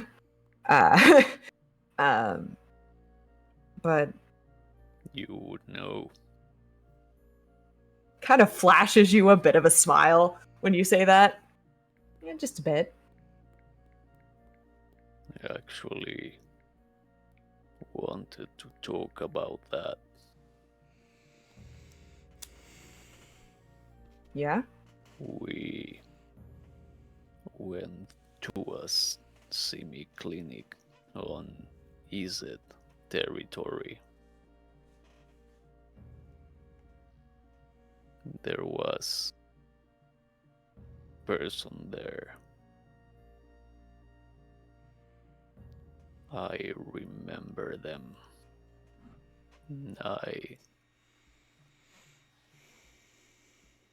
Do you know the name Lysander?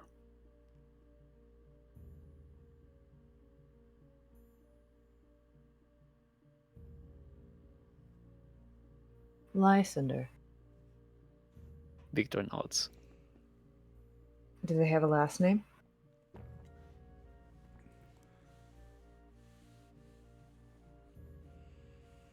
No. My notes. Damn it. Sorry.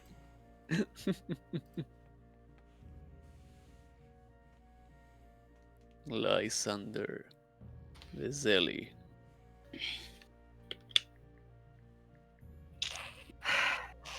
I can't say I know them all too well. But I do know that name in regards to, again, being one of the Simic physicians that sometimes has done work in the Undercity. I don't know them personally, I don't know much about them, but I do know that much. I know that I've heard that name. Why do you ask? They back in the clinic, they seem to have noticed something with me, and I do seem to have memory of them. This is so far the only thing I have remembered.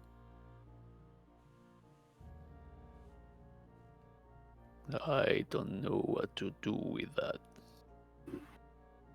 Rev's brows furrow. Remember them? You haven't.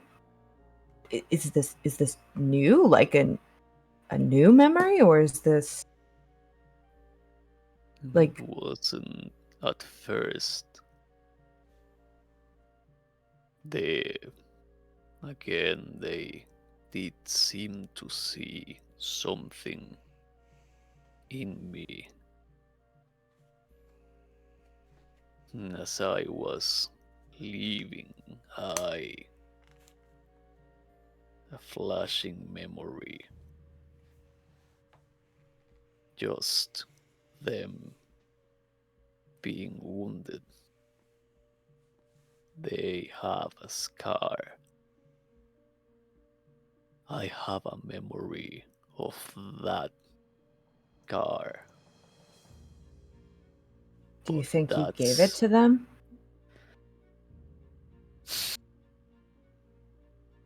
I think I might.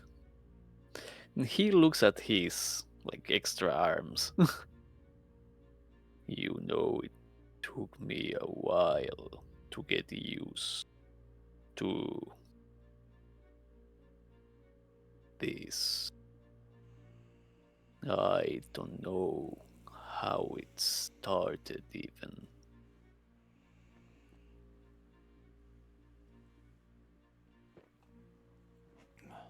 We know I was made. And do you think maybe they are responsible for it? Only lead I've had so far.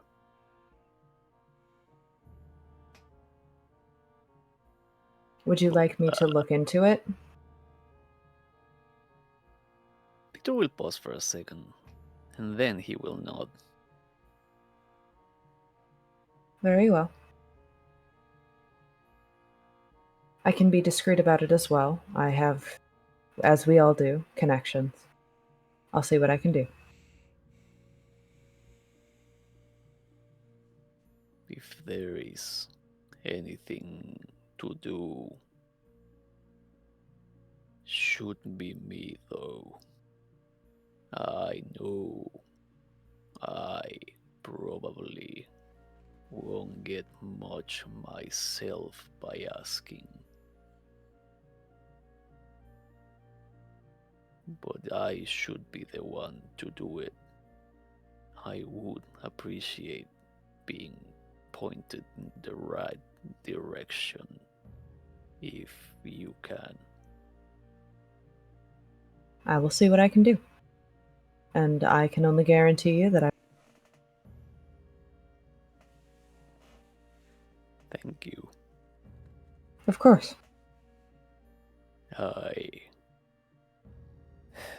It's been 2 days and I've already brought you 2 different messes.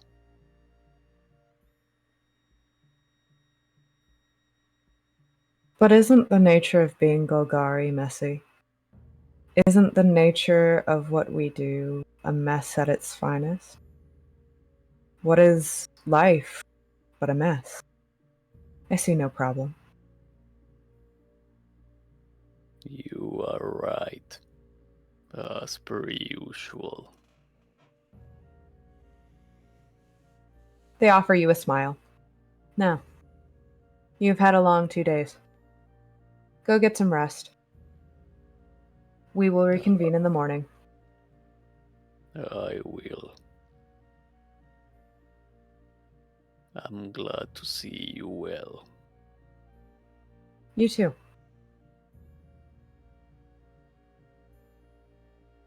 Victor will stand up and make his way out of Brev's quarters. Yeah. And with that, I would say that is where we're going to end tonight's session. Hoo boy! Alrighty! Are we having fun yet, kids? The fun is mandatory. It will be had. Oh. The TPK boss battle will continue until morale improves. Oh, what a fucking time. The maze creature just bursts through the door. Phase 2, motherfucker! No! I mean, No, at that point, I would literally be getting, like, ancient meme, it's goofy time, like, flashbacks. That is how scary that thing was to fight. Yeah. but you did it. I'm very proud of you. We lived! Yee. Hooray! You did. You did, in fact, live. We managed to not die. Yeah. Also, between all this, I want to thank Dr. Caliban for the raid of 10. Hey guys, welcome to the tail end of Districtly Professional, our Guilds of Ravnica miniseries, where, oh boy, political intrigue mixed with unending horror? Yeah, unending horror. That's fine. Yeah, that tracks. Shenanigans. I'd like to think. Go ahead. Hmm? No. I'd like to think I've given you exactly what you asked for. It has been fun for every session. So yeah, you gave us what we wanted. We wanted to have fun. Yeah. Yeah, let's go. I don't think we've gotten this heavy in a session, though. It was due. I'm not complaining. I was just. I think this is the first session in this campaign where we've ended where it's been like, holy shit. I also just want to point out that, like, no one will ever know, but we had a session 0 that was the most lighthearted shit ever, where we all had fun and nobody got hurt except for Lenka because she was in a different dimension. We went to a carnival. It was fun. Yeah. Only like Also 3 people completely- died. Oh, And none of them man. were us. And one of them came back. To be fair, 2 of those were constructs. So were they alive to begin with? I mean, You could ask Soup. You could ask Soup. That's a legitimate Listen, question no. that you could ask Soup. no, we are Soup is done. precious and shall be protected. Yeah, we are done putting Soup in danger by being around us. Soup will live Wait. on. Wait, but Soup's boss is a Demir. Yeah, and Ollie's just seeing that as a complete and absolute win. I got to meet 2 Demir. Most people don't think they exist. That's a win. Oh, I will again, neither confirm nor deny. yeah, I was about to say, like, I am all smiles. Round of applause. Do. Yeah. I cannot clap because it is 10 o'clock. However, I am doing very lightly. Harvey Birdman bear clap. Yeah, Mer. yeah.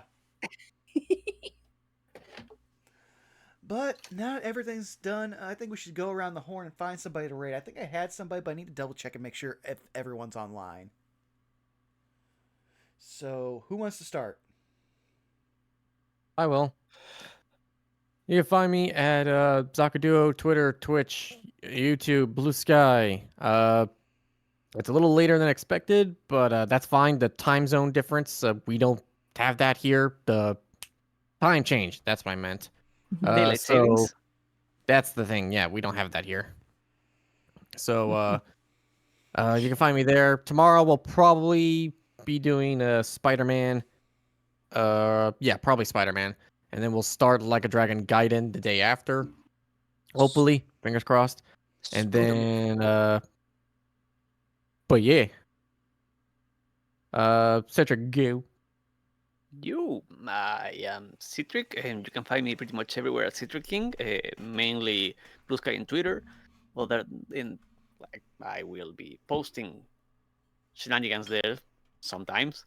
You can see my wonderful collection of wands. I did post that during the game. Other than that, I am here every Friday. We have a game for the Strictly Professional. So that is me passing the baton now to Zeris. Oh, It's a baton we're now. going out of order today. Nice. Hi. You can find me over at Twitter, Tumblr, and Blue Sky at TXTXL, and Instagram at TixDixel, where I post the arts, like the art that you saw today. Both pieces of art. I also have the Ko-fi. You can commission me, or you can just tip me if you like what I do, or you can not. That's also fine. And I do the DMing thing here for specific campaign. Manda. Hello. My name is Mandaloo. I played Pyle today. You can find me over at twitch.tv/Mandaloo, at Mandaloo Panda at the Burning Hell site and the Blue Sky site. Oh god, I'm gonna be literally everywhere this upcoming week. Tomorrow you can find me over at Trash King Arisen for their Straight Out of Capella campaign, which is run by the lovely Sour Slimes. This Sunday you can find me at Nero Napier's channel, where I play a different cleric for his Nightmares We Undo, the Bloodborne, Dark Souls, Demon Souls, Elden Ring kinda Eldritch horror based campaign. Let's see. Monday, you can find me over at LeJake's channel, where I am guest starring in his Horde of the Dragon Queen campaign. And I believe they're getting close to the very, very end. And that's me, Vaughn, go. Yeah, hi. You found me at twitch.tv/BurnoutVaughn. You can find me on Twitter, YouTube, Blue Sky, and now on Patreon at Burnout Vaughn. Though on Patreon, it's Burnout's Bar, where, oh man, we are figuring out what we're going to do. There might be a slight change. There might be a slight hiccup coming up with our Wizard Sips Play series.